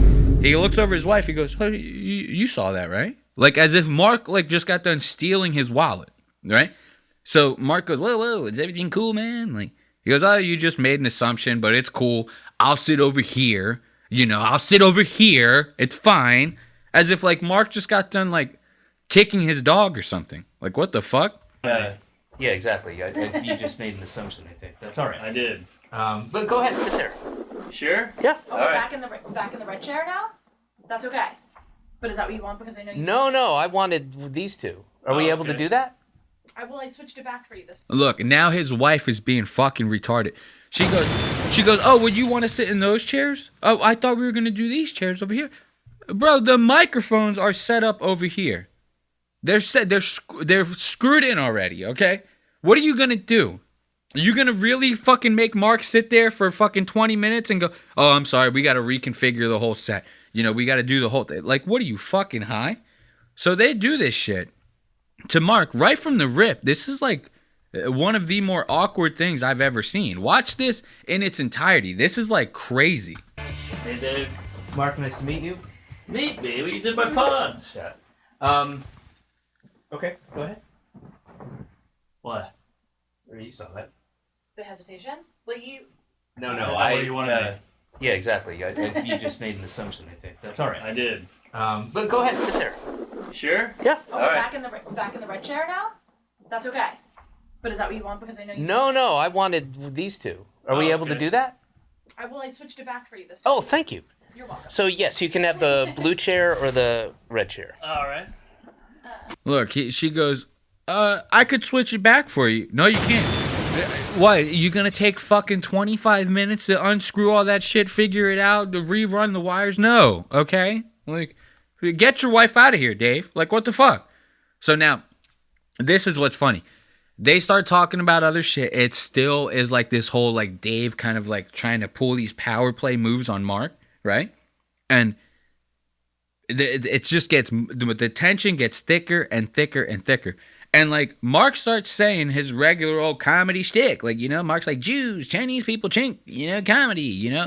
And he says something, and Dave legitimately tells him to be careful. And this is a good foreshadowing moment of what's to come. Yeah, I gotta say, Atlanta, great comedy town. Much like New Orleans, hard to get a pinpoint on Atlanta because it's southern, but it's very super progressive, black, gay, but very industrious too, but still kind of. When you say industrious too, well, they got skyscrapers. Right. I think you want to be careful. Yeah, you want to be careful about saying it's got black people and gay people, and also people who work hard. Well, I don't mean like that. I mean like it's a booming know you don't. That's metropolis. Why I'm clarifying it for the audience. Yeah. So he goes, you got to be careful, man. You got to say New York is like, it's like black people, gay people, and people who work hard. You know, the way you're saying it, you're kind of like marginalizing poor people here, man. Like, this is not fucking cool, man. Like, now, pay attention to that and hold on to that in your mind. I want you to really hold on to that. But very industrious too, but still kind of. When you say industrious too, well, they got skyscrapers. Right. I think you want to be careful. Yeah, you want to be careful. So Dave is treating the word industrious as if it's the N word, you know? He's treating the word industrious as if that's like the worst thing you could call a poor person. I'm poor. I mean, I would imagine a couple of us are poor in here, right? If somebody called you industrious, would you be, like, offended? You wouldn't even know. You'd be like, what does that even mean? You know what I mean? I don't think you would be offended. I don't think you'd be like, whoa, man, I've never been called anything worse than that in my life. Dave is sitting here treating it as if it's, like, the worst thing Mark could call a person. Watch this. A pinpoint on Atlanta because it's southern, but it's very super progressive, black, gay, but very industrious too, but still kind of. When you say industrious too, well, they got skyscrapers. Right. I think you want to be careful. Yeah, you want to be careful about saying it's got black people and gay people, and also people who work hard. Well, I don't mean like that. I mean like it's a booming I know you don't. That's metropolis. Why I'm clarifying it for the audience so that they don't. You got your honky, you got your camo. You got black people and gay people, and it's a city, is what you mean. Oh wait, you're. See, so now he's trying to do all this. You got black people, gay people, and it's a city. You know, like you have to be more inclusive, man, when you talk, bro, because the audience, like, they don't pick up on this shit, man. Now watch this, Dave. Coming with those power play bullshit, right? Watch how Mark fucking responds to this. Mark is a very, like, let it all fly, you know, live and let die kind of guy. You know, so When he does stuff, he expects people to not care about it, just like when other people do shit around him, he doesn't care about it. You know, Mark doesn't give a fuck about nothing. So, like, he thinks, like, live and let lie. I treat people the way I should be treated. I don't care about what other people do, so why do people care about the stuff that I do? But Dave doesn't like this kind of shit. Mark is one to, like, do all these, like, weird things during an interview, right? And most people just let it go, or they try to go with the flow of, like, Mark's shtick. Dave, not so much. Watch this. There was another thing. The Country Music Academy had some. Jesus. It was nuts. It was, and I ended up staying and thank God, because I think initially I was going to stay down there, and then I ended up staying somewhere else because the hotel rates were insane, you know. But man, what a fucking nightmare that. Sorry. What the fuck? Look at this asshole. Look at this jamoke. Dave's trying to tell this heartfelt story about how he doesn't want to pay for hotels because they're too expensive, despite the fact that he's rich as fuck, right? And Mark sits there and farts in his face. Dave has been trying to, like, help Mark out this whole interview. He's like, yo, be careful about the way you talk about poor people, man. Like, I'm trying to hook you up. Make sure that nobody jumps down your throat or nothing like that, you know, due to the shit that you say. And Mark turns around and farts right in his goddamn fucking face. I was elated when I saw this. The big theme for this episode is people that you hate because of their face, okay? Like, and Dave is very much someone that I hate because of his face. Ethan Klein, hate him because of his fucking face, okay? Matt McCusker, I like Matt. Lemaire Lee, hate him, okay? Tony Hinchcliffe, you know I hate the fucking lobster, you know? Sometimes I don't know how fucking cringy and ridiculous I sound. I hate all of them. Dave is no different. Dave is an asshole. So when Mark farted in his face, I loved it. It was, and I ended up staying and thank God, because I think initially I was going to stay down there, and then I ended up staying somewhere else because the hotel rates were insane, you know. But man, what a fucking nightmare that. Sorry. Yeah, it's a nightmare. I'm with you on that one. Oh, we lost Cross. Oh, look at Cross. Look, if that's all it takes to get David Cross out of the room, I will applaud you for that, Mark. Like, you should sell that secret, because I'm sure there are a lot of people who'd be willing to use it anytime they're in contact with Dave. Like, so Mark farts, Dave leaves the fucking room, right? And Mark's like, oh, man, we lost Dave, man. I thought you were a comedian, bro. What happened? When Dave sits back down, he starts lacing into Mark about this. Watch this. I had an egg wrap earlier. The egg, it'll get you. Sorry, I should have given you some warning there, but I think I tilted it to the right. If you gave me a warning, I would have said you go out. I'm not going out. That's a good point. I'm not going to clear Emma out of here. You're the one who needs to go out and fart in your own face. That's true. Sorry, I did direct it to the right a little. No, you didn't. You went this way. I went right leg up. No, didn't I? Check the tape. Roll it back. Don't really roll it back. That's fucking disgusting. Sorry. Well, I figured you're a comedian. You like a good fart joke. But that wasn't a joke. It was just a fart. Well, a fart is. You're a comedian. You'd like a good fart. A fart is a joke in itself, is it not? It's my butt made a noise. Okay, this is where he's wrong. Okay, a fart is not a joke. Okay, a fart was never a joke. A fart is meant to be expelled, like, in the furthest corners of society. Like, you should not be farting just around anyone. You know what I mean? I could have a wife of 50 goddamn years. I wouldn't fart in front of her once. And if she farted in front of me, I'd get a divorce, okay? So don't come at me saying that farts are jokes. If somebody comes over to me, farts like that in my face, I'm calling the fucking cops. Okay? And I'm going to tell them, hey, you either come and pick this guy up or I'm gonna. Like, something's going to happen to this guy. So we're going to need you guys here either one way or another. You either get him out of here or you call an ambulance, because I'm going to fucking kill him. You cannot do this shit to me. Okay? It's not a joke. It's not a joke. Okay? To be farting like that next to people, you should never fart. I don't even know why God made it a thing for people to fart. Farts should just get sucked back up into your body and just disappear. It should be used as energy to fuel you. You know what I mean? Like, you shouldn't even eat Your farts should all just get sucked back in and be converted into fuel for your mind and your body to keep going. You know, they shouldn't be leaving your body, okay, in front of anyone. And if you're sitting at home farting by yourself, do not let me find out you're sitting at home and farting by yourself, I swear. Well, you're gonna be a great dad. I can't wait. Oh boy. Does your wife fart? Yeah, of course. Oh, okay. Mine. So now Mark goes, hey, did your wife fart, man? I thought we were comedians, man. I thought you were supposed to be cool, dude. So now watch. You think Mark was done with that, right? He ain't. He does this shit to Dave again. Watch this shit. I don't ever go out there going, fuck you, assholes. I'm not like Red Fox on that famous story. You have a little Larry David in you. Yeah. That kind of like, this isn't going to work out. Let's go nuclear. Yeah. For sure. But I always give it a shot. Always.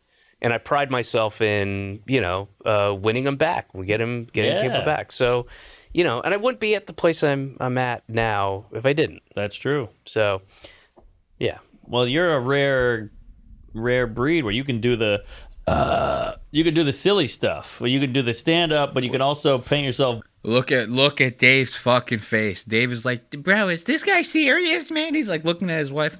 He's like, what the fuck is going on here, man? Like, why'd you book this guy, bro? Like, is he serious?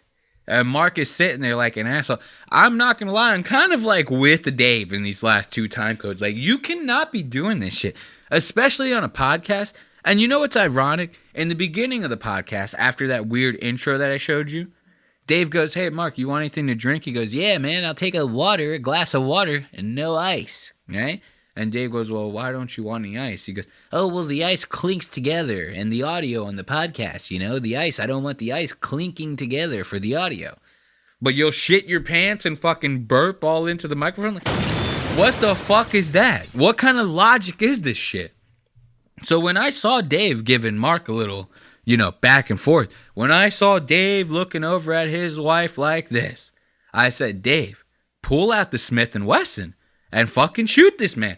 Like, he's coming into your house and violating your space like this. You got to do something about that. You cannot let this man live. So, yeah. Well, you're a rare breed where you can do the silly stuff. Well, you can do the stand up, but you can also paint yourself blue. What the fucking? That's me. What? Did you miss bro time or something? What happened? Did you not get to watch the football game yesterday? I don't watch football. Well, that's all right. Why don't you start watching football, and then you could save all your burps and your farts for the game. All right. I didn't know this was tea time over here at the Cross residence. Ooh, so now both of them coming back with some fire at each other. I like this. I would have liked to see both of them start fucking each other up. Like, if they would have just both got up and started fucking clobbering the shit out of each other, it would have made it the best day ever. I would have subscribed to this podcast 10 times over. I would have made 100 dummy accounts, subscribed them all to this podcast, just so I can get 101 notifications every time a new episode comes up. If only that was the case. If only that was the case. So Dave comes over here. He goes, bro, would you miss fucking bro time, bro? Like, save that shit for the fucking football, man, when all you fucking muscleheads get together and you guys all collectively have an IQ of like fucking 60, okay? And you save all those farts and burps for that shit. He looks over his wife. He goes, what the fuck is going on here? And Mark, now I'm back over on Mark's side. I was on Dave's side. Now I'm back on Mark's side. I'm flip-flopping. Mark goes over. He goes, whoa, bro, what the fuck is this tea time, dude? Like, what are you guys all fucking fags over here at the Cross residence, man? He's like, we're supposed to be comedians, man. What the fuck? Like, I love that. I love that they're both standing their ground on this. This is what I like about this. If only they just beat the fuck out of each other. That's me. What? Did you miss bro time or something? What happened? Did you not get to watch the football game yesterday? I don't watch football. Well, that's all right. Why don't you start watching football, and then you could save all your burps and your farts for the game. All right. I didn't know this was tea time over here at the Cross residence. What is this, Downton Abbey? Etiquette class? I thought we were just hanging out. She queefed earlier. That's not true. All right. No, Ooh, he calls out Dave's wife for queefing. I love that. I love that. So now check this, dude. This is the banger. This one had me, I was like shocked, dude. Legitimately shocked. I know I say that a lot on the show, and it's just for the effect. You know, I just over-exemplify shit. This is a show. This is for entertainment. This legitimately had me shocked. I was like, whoa, what the fuck, dude? David Cross? Coming in with the fucking IDGAF, dude. Okay. Like, I like this kind of energy that we're seeing coming from Dave. Wait until you see the shit that I'm going to show you. Wait till you, oh my God. Yeah, you know, like, I came up with that. Yeah. That was me. We should do that sketch. That'd be a great sketch. The racist joke savant who gets no credit. Man, Bob had a really... Okay. So now they were sitting there having like reminiscence, okay? Like, Dave used to be on a show called like Mr. Show or something like that. He did it with Bob Odenkirk, you know, like Better Call Saul from Breaking Bad, you know. You guys remember that? He had that other show, Better Call Saul. Great show. Watch both of them, I'm telling you. So Dave is reminiscing about this from Mr. Show times, you know, when he used to hang out with Bob Odenkirk. They would come up with skits together, and they're talking about old ideas, and Mark Norman is sitting there going, man, we should do sketches like together about that shit, you know, like you used to do back in the day. And Dave starts to talk about an old sketch idea that they had, right? And when he goes to talk about it, like this is an old sketch from like 1990, right?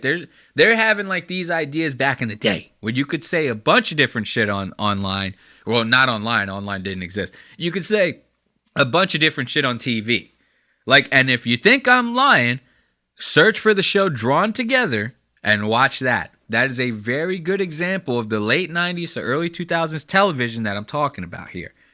So back then, you could say a lot of shit. Dave starts reminiscing about this stuff and uses some awfully colorful language while he's doing it. And when you hear it, it's going to shock you. And there's somebody at, you know, like, I came up with that. Yeah. That was me. We should do that sketch. That'd be a great sketch. The racist joke savant who gets no credit. Man, Bob had a really good idea for a sketch we never ended up doing about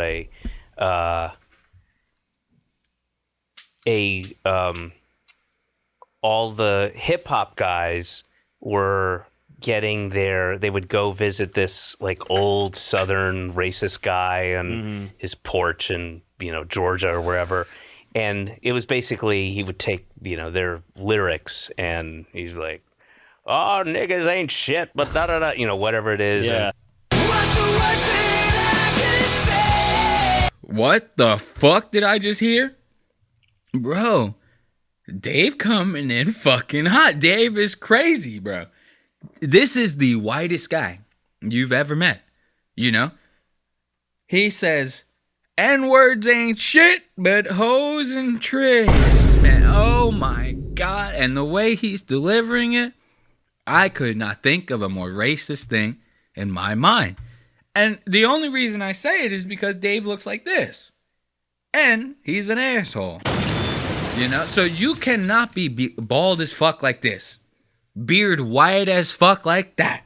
Okay? And then on top of that, the only thing not gray on you is your mustache, right? You barely have any eyebrows. You're a fucking fag. And then you come out and you say that. What are we supposed to do here? Like, what are we supposed to do with this information? I'm watching this podcast. This is like a force of physics, right? This is an inauthentic force. This is what happens when an inauthentic force meets an unfunny object, okay? You get this. And this is the aftermath of that. A really good idea for a sketch we never ended up doing about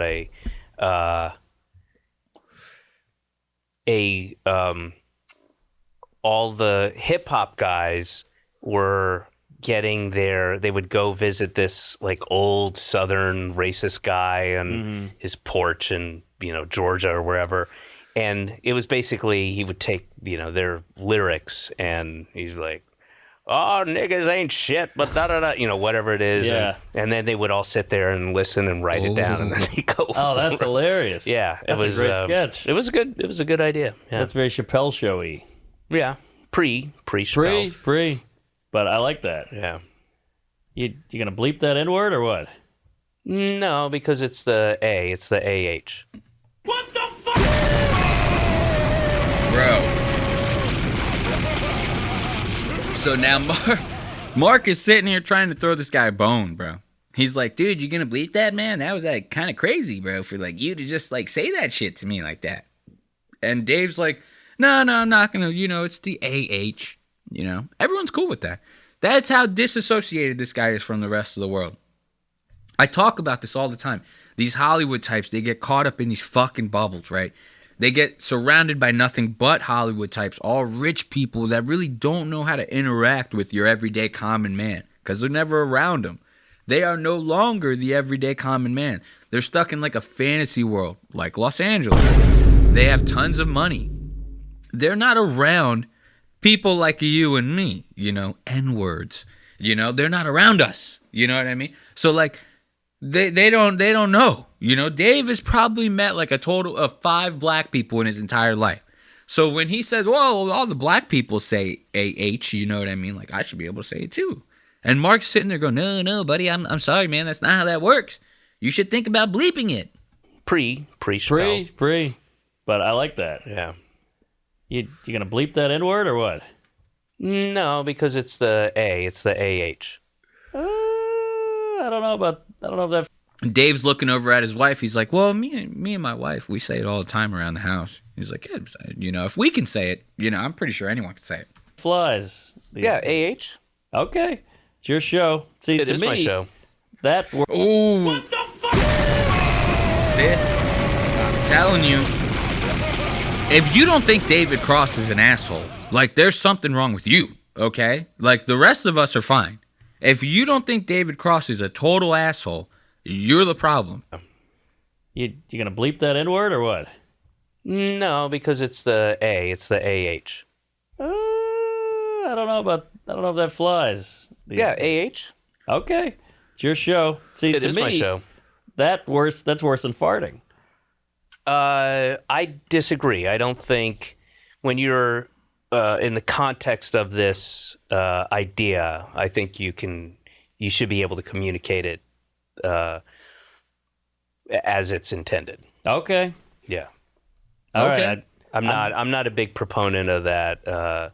Like if you're literally quoting somebody, yeah, you should quote them. You should say that. And if you have a issue with that, you should.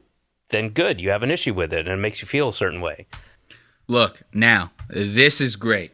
This asshole, legitimately trying to defend himself over this. You have another white telling you, yo, bro, this isn't cool, man. This isn't how we operate, bro. Like, you could get real beat the fuck up out in New York for that, we don't do that shit around there. Dave is, like, legitimately justifying this point to him, right?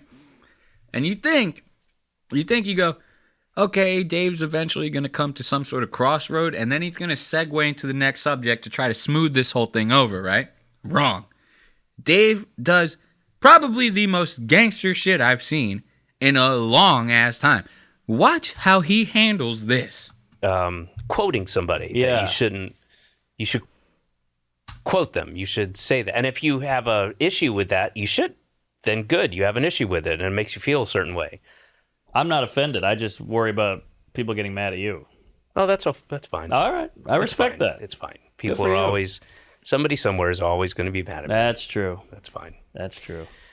Mark, I'm going to have to wrap it up because I am parked on 17th and 4th. You got the baby in the car. And, yep, and it's hot out. Uh-huh. So I end every episode with a question from my daughter. Oh, my fucking... Okay. So this fucking asshole, he goes, hey, man, come in here. I'm going to basically bitch you around for a little bit. You're going to burp. You're going to fart. I'm going to make you feel uncomfortable as fuck. I'm going to say the N-word in front of you, right? And then you can fuck off. Episode's over. Goodbye. Like, what the fuck kind of shit is that? Like, get pretty gangster. I'm not gonna lie. That's really, there's no other way you can handle that. You want to know the craziest shit about this? And nobody said a word about this online. Roseanne Barr is the only one bitching about this shit online, goddamn. I'm looking for Dave Cross fucking shit on Twitter. Fucking the only people on there bitching is Roseanne Barr. She goes, "Oh, this guy was fucking talking shit about when I said the N-word. Now look at him. I go and say the N-word back in 2022 when it was cool, and this guy is saying it in 2024. Who's fucking batting an eye?" She's pissed off. She goes, "Why ain't y'all giving this guy the works like y'all gave me?" You know? And Roseanne's Jewish. You know what I mean? Like, we got to do better. We got to do better, guys. I'm telling you. So we're going to end the show on this last segment. This one's going to be streamer Destiny's appearance on the Adam Friedland Show. Let's give it up for the old cuck Destiny. Now, I'm going to be honest with you both. I don't know too much about either of these guys. They are both people that I hate because of their faces. Remember, I told you this was going to be a theme.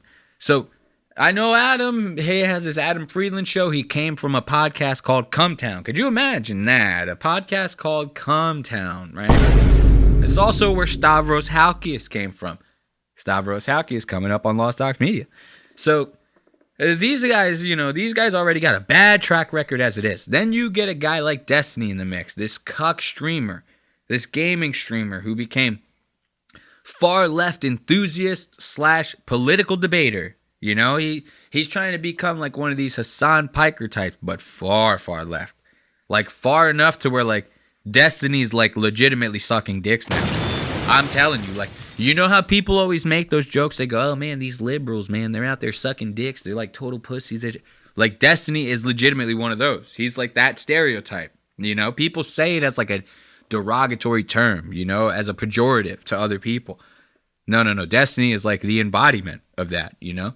So I see these two getting together in an interview to like have an actual adult discussion.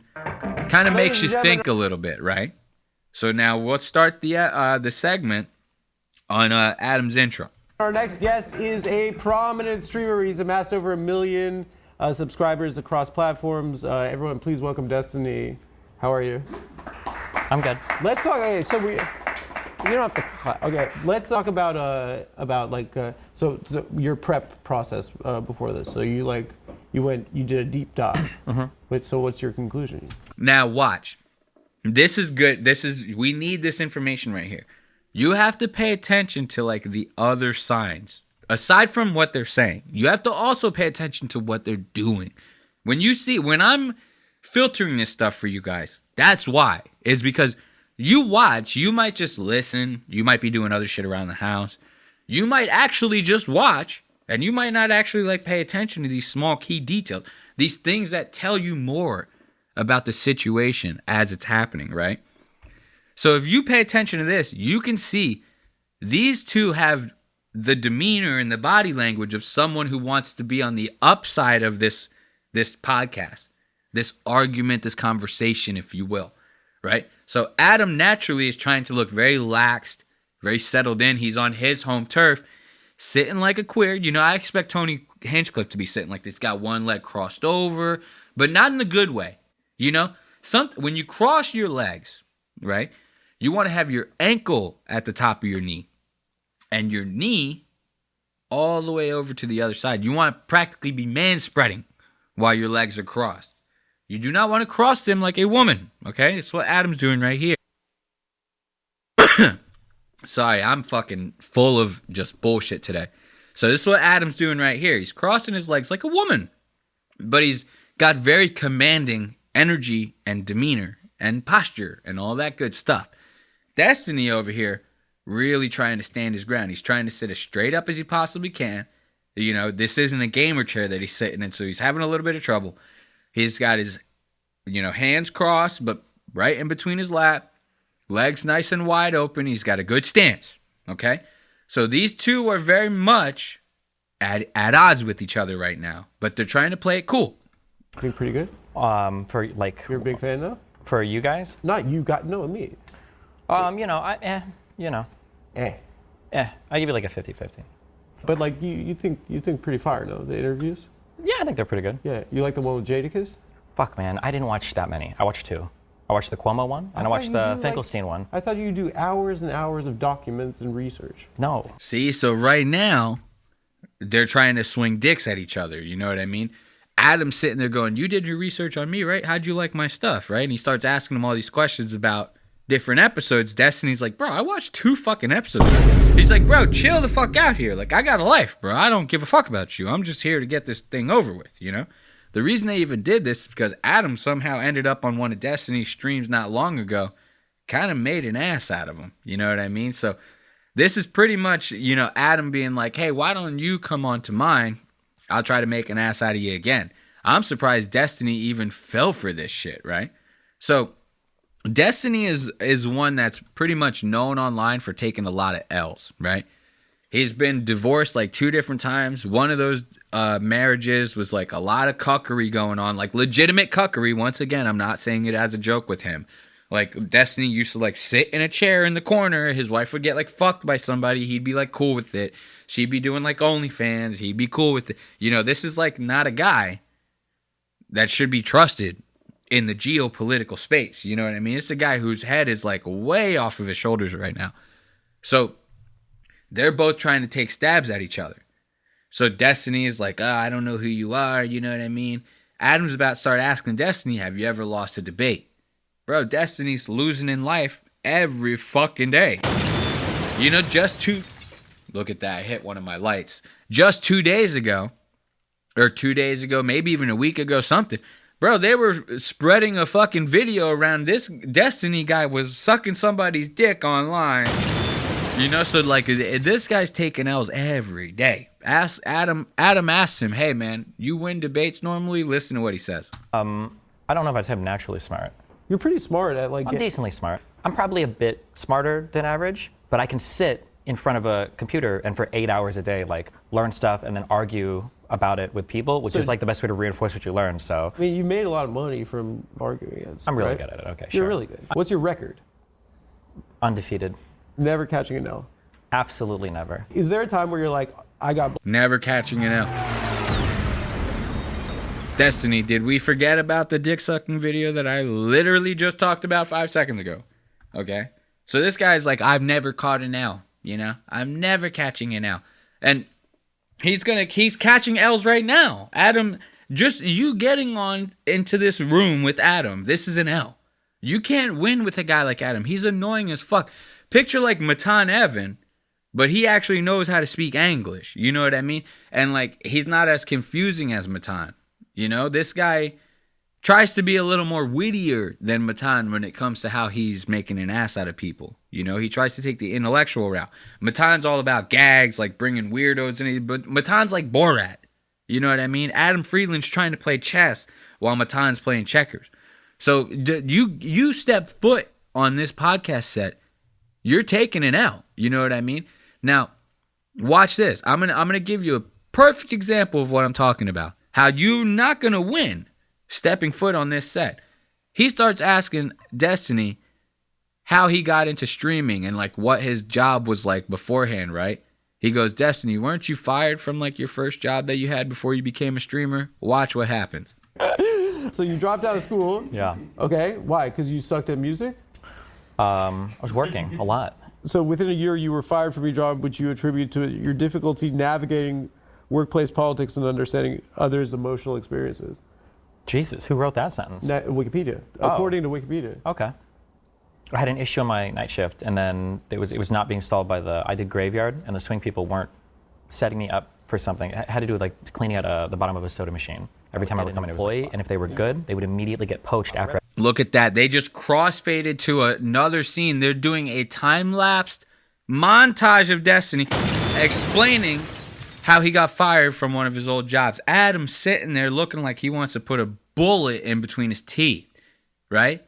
And this is what I'm talking about. You're going to take an L on this. They're going to make you look like the hugest asshole. I train them, and then I come into HR, and I'm like, okay, there's no way I'm getting fired from my job. This is not me at all. And like, well, what I didn't realize at the time was that email the one up in CC. In my mind, I'm like, oh, it's like an accountability thing, so everybody's not me at all. And like, well, let's go through these write-ups. And then she's like, did you come in 2 minutes? Okay, so then you. Adam just changes the whole subject. He goes, bro, we don't have time for this bullshit, bro. I'm sorry, we don't have time for this. Next subject, thank you. So then he asked this asshole, what does winning a debate look like to him, right? What, in your eyes, you win a debate, what does that look like to you? And then this is what we get. What is winning? The other person deletes their account after. If they or gets fired from their job. Humiliated. Yeah. Like, how do you feel after you win? I feel on top of the world. It feels great. It's like doing cocaine for the first time again. Every time. Because you... Bro, what the fuck? So look, this is what I'm talking about. This Destiny guy, dude, I barely know him. He's saying some shit like this. This is not a good look for you, man. You cannot be out in the world like sucking dicks and posting them online, getting cucked by your girlfriend, being like, yo, man, I'm a far left, like, libertarianist, and start and debating people online like Jordan Peterson. You going after Ben Shapiro. And you say winning looks like people getting fired from their jobs, people getting downright humiliated, people deleting their accounts. Bro, you doing it for the wrong reasons. You like a diabolical, like, not genius. You're just like a diabolical cuck loser. You know what I mean? Like, you cannot do this stuff. You know, like, and hearing stuff like that come out of his mouth, I was like, dude, Adam has got to put a stop to this. Adam's got to try to make this guy look like an asshole as best as he possibly can. Adam kind of doesn't. Towards the end of this interview, Adam starts like getting serious. You know what I mean? And this is where I start to, you lose me on this, because a guy like Adam Friedland, you're not supposed to get serious like this. You cannot have this guy on your show and start like asking him like real questions and then thinking that you're going to come out on top of this. Watch, Adam starts getting serious with this guy. He derails himself completely. And Destiny actually almost starts taking the reins on this and starts turning it around to make Adam look like an asshole on his own show. And this is where you fucked up. You stay comedy. If you're a comedian, you stay comedy. You don't do no Dave Smith shit and start trying to talk to Anthony Cuomo about what's happening in fucking Israel, Gaza Strip. You know what I mean? This is not your place.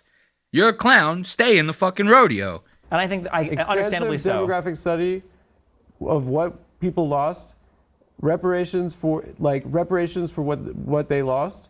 Do you think Truth and Reconciliation Commission for the and one man one vote? Do you think that for the Jews that left all the surrounding Arab states, do you think they should all pay reparations as well? What? Do you think all the surrounding Arab states should pay reparations to all the Jews that fled as well? I mean, like, yeah, I guess so. Jews got fucking reparations for the Holocaust. Yeah, but not from all the surrounding Arab states.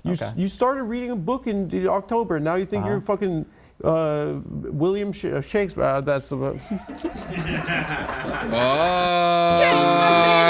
Ladies and gentlemen, we got him. Look at Destiny. Destiny knows it. Destiny's got that lisp, you know, he's got that tongue that's not completely detached from the bottom of his mouth. He goes, I think I got him. I think I got him. I think I got him now. I think I got him. Look at Destiny's fucking gut, bro. What the fuck is that? Jesus Christ, dude, this guy. Now, you about to see Destiny practically put Adam in a body bag from this point on. And I just showed you that gut. Oh, man, this is bad. You cannot be getting put in your place by a guy that looks like that, okay? Watch this shit. Alec Cleanser, let's go through a little rapid fire. Okay, first of all, Drake versus Kendrick. Kendrick. Fucking idiot. Drake. They not like us. Well, Kendrick is it like... It sounds like fucking Heinrich Himmler saying they not like us. They not like us. They were playing that all over the place. If it wasn't for this goddamn war, like they pushed it on Spotify. We would have had the entire Jewish media apparatus defending Drake. We would have had Dershowitz on TV saying, like, did you see the goat's meat? He's got a hammer, and it wasn't even fully hard. Goat debate. Yeah. Got it. Look, right there, Destiny's winning because you had an L take. You taking Drake over Kendrick, bro? Okay. Let's see what happens when you get fucking raped by Andrew Schultz, all right? Yeah, we'll see. Jordan, LeBron. For Jordan, obviously. He's It was a fucking different idiot. game back then. Once again, he's It was a fucking different wrong. game back Once then. again, he's fucking wrong. LeBron it's a He was totally playing different. against guys with commercial driver's licenses. Oh my God! He's They got playing against shoes fucking- that jump for him now. Okay, he's it's not playing even the against same type of fucking courts. bums. All right, they lowered the He hoop didn't even have a like left 2 hand. feet. Oh my God! Lowered the hoop. They Nobody should have will done that in the ever- WNBA. I'll nobody tell you will that. ever- See, so you can't have these two retards fucking blah, blah, blah, blah, blah, blah, blah, blah, going on, dude. So what are you doing? Adam's trying to take back the reins on this shit. He's having a hard time keeping this guy wrangled in. You know, he can't do it. He can't do it. And watch, they start talking some crazy shit. I think he asked Destiny, like, would you rather be circumcised or uncircumcised or something?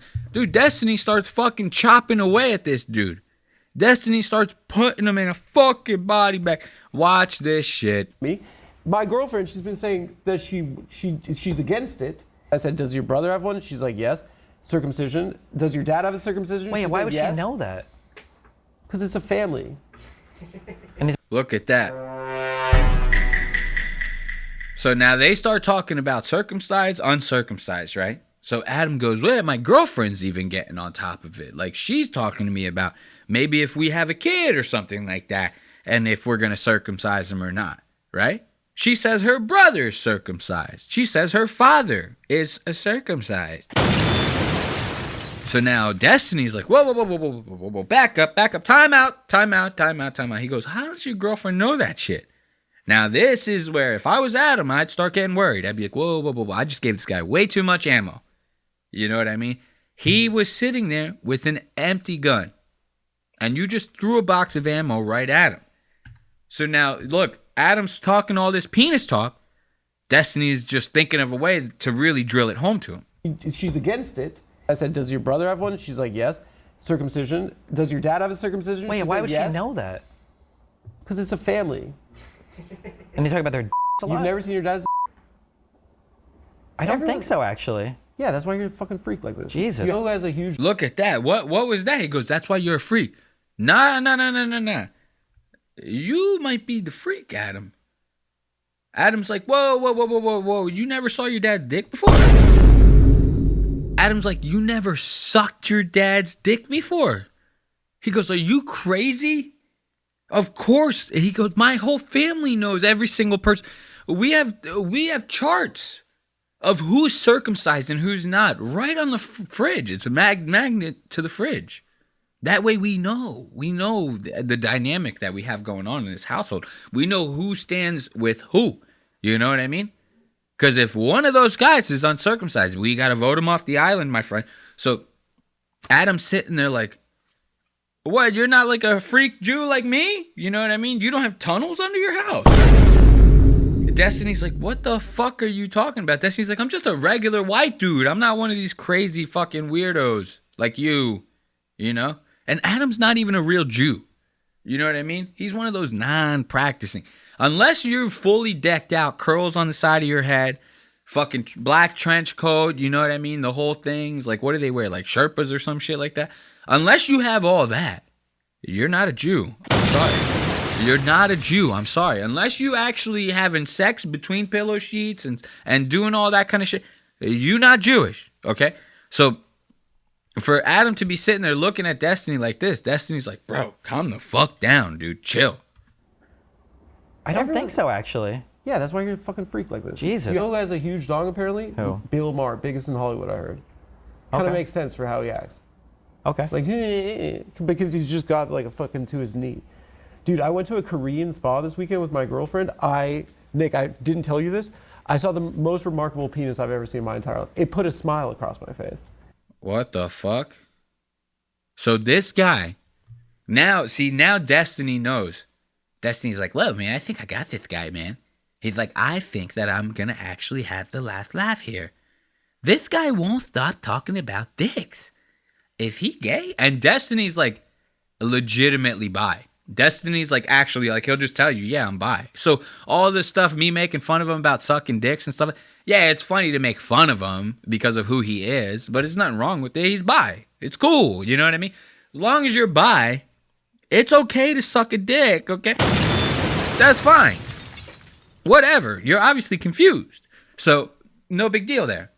So now, but Adam, who claims to be a straight man, talking a lot about dicks. And I don't know if we can have that. So Destiny hears him, rambling now, filibustering about these dicks. Destiny's in the kitchen cooking something up for him. Hasidic Jew, his ball bag, like just above the knee. Like the longest balls I've ever seen, micro up top. It could have been a shower. Or no, a grower. He could have been a grower. I didn't see it grow. I'm just saying. Yeah, well, that's because maybe he's not getting horny. With some weird little fucking freak staring at his ball sack. What the fuck? God damn, I'm loving it. I am loving it.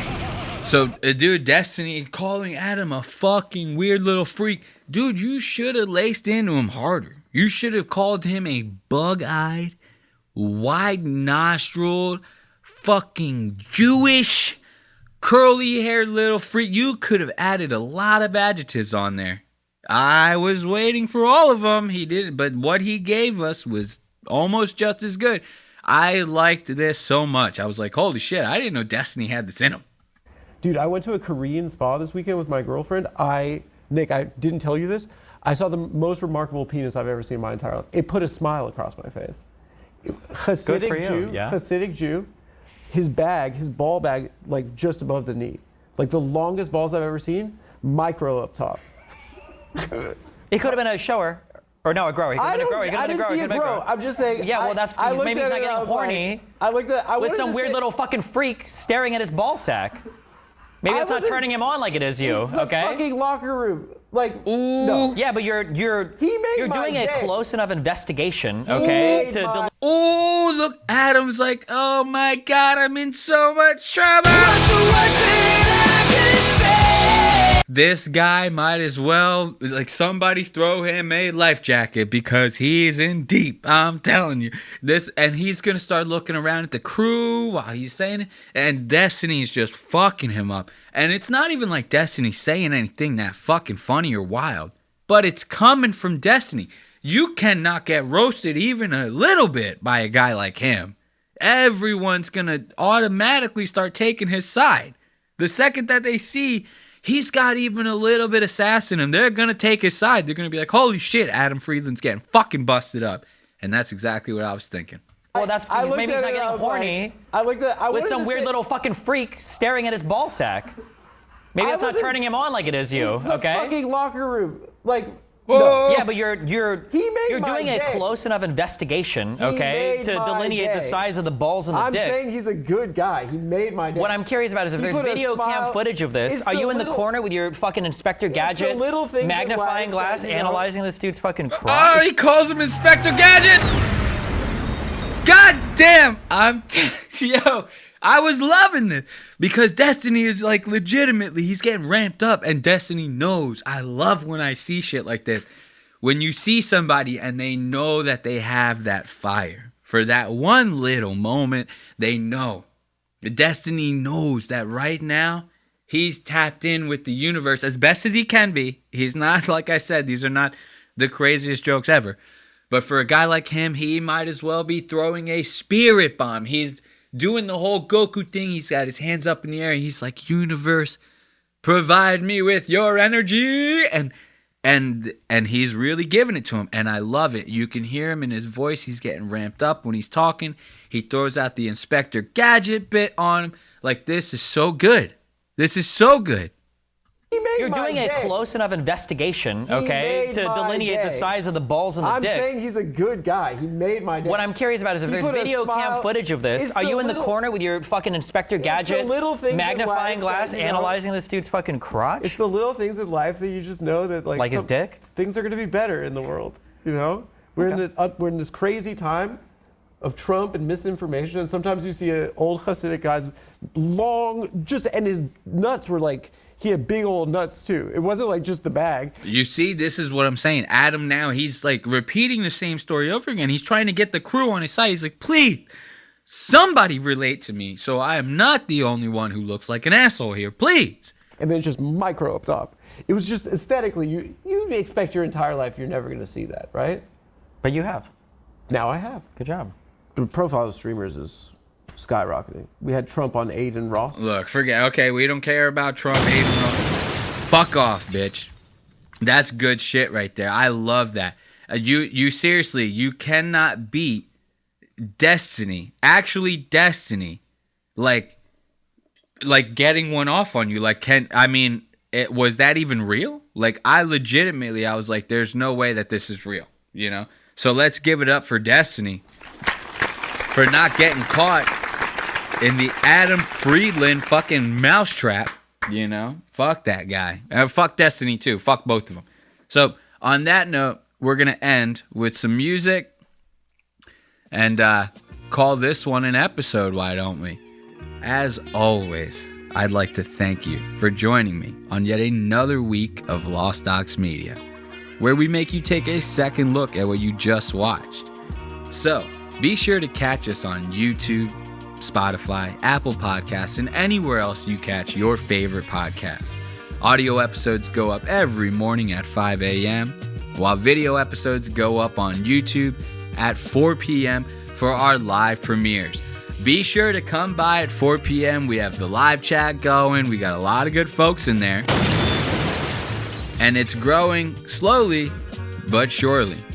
So as always, I'd like to thank you and bid you with that last adieu.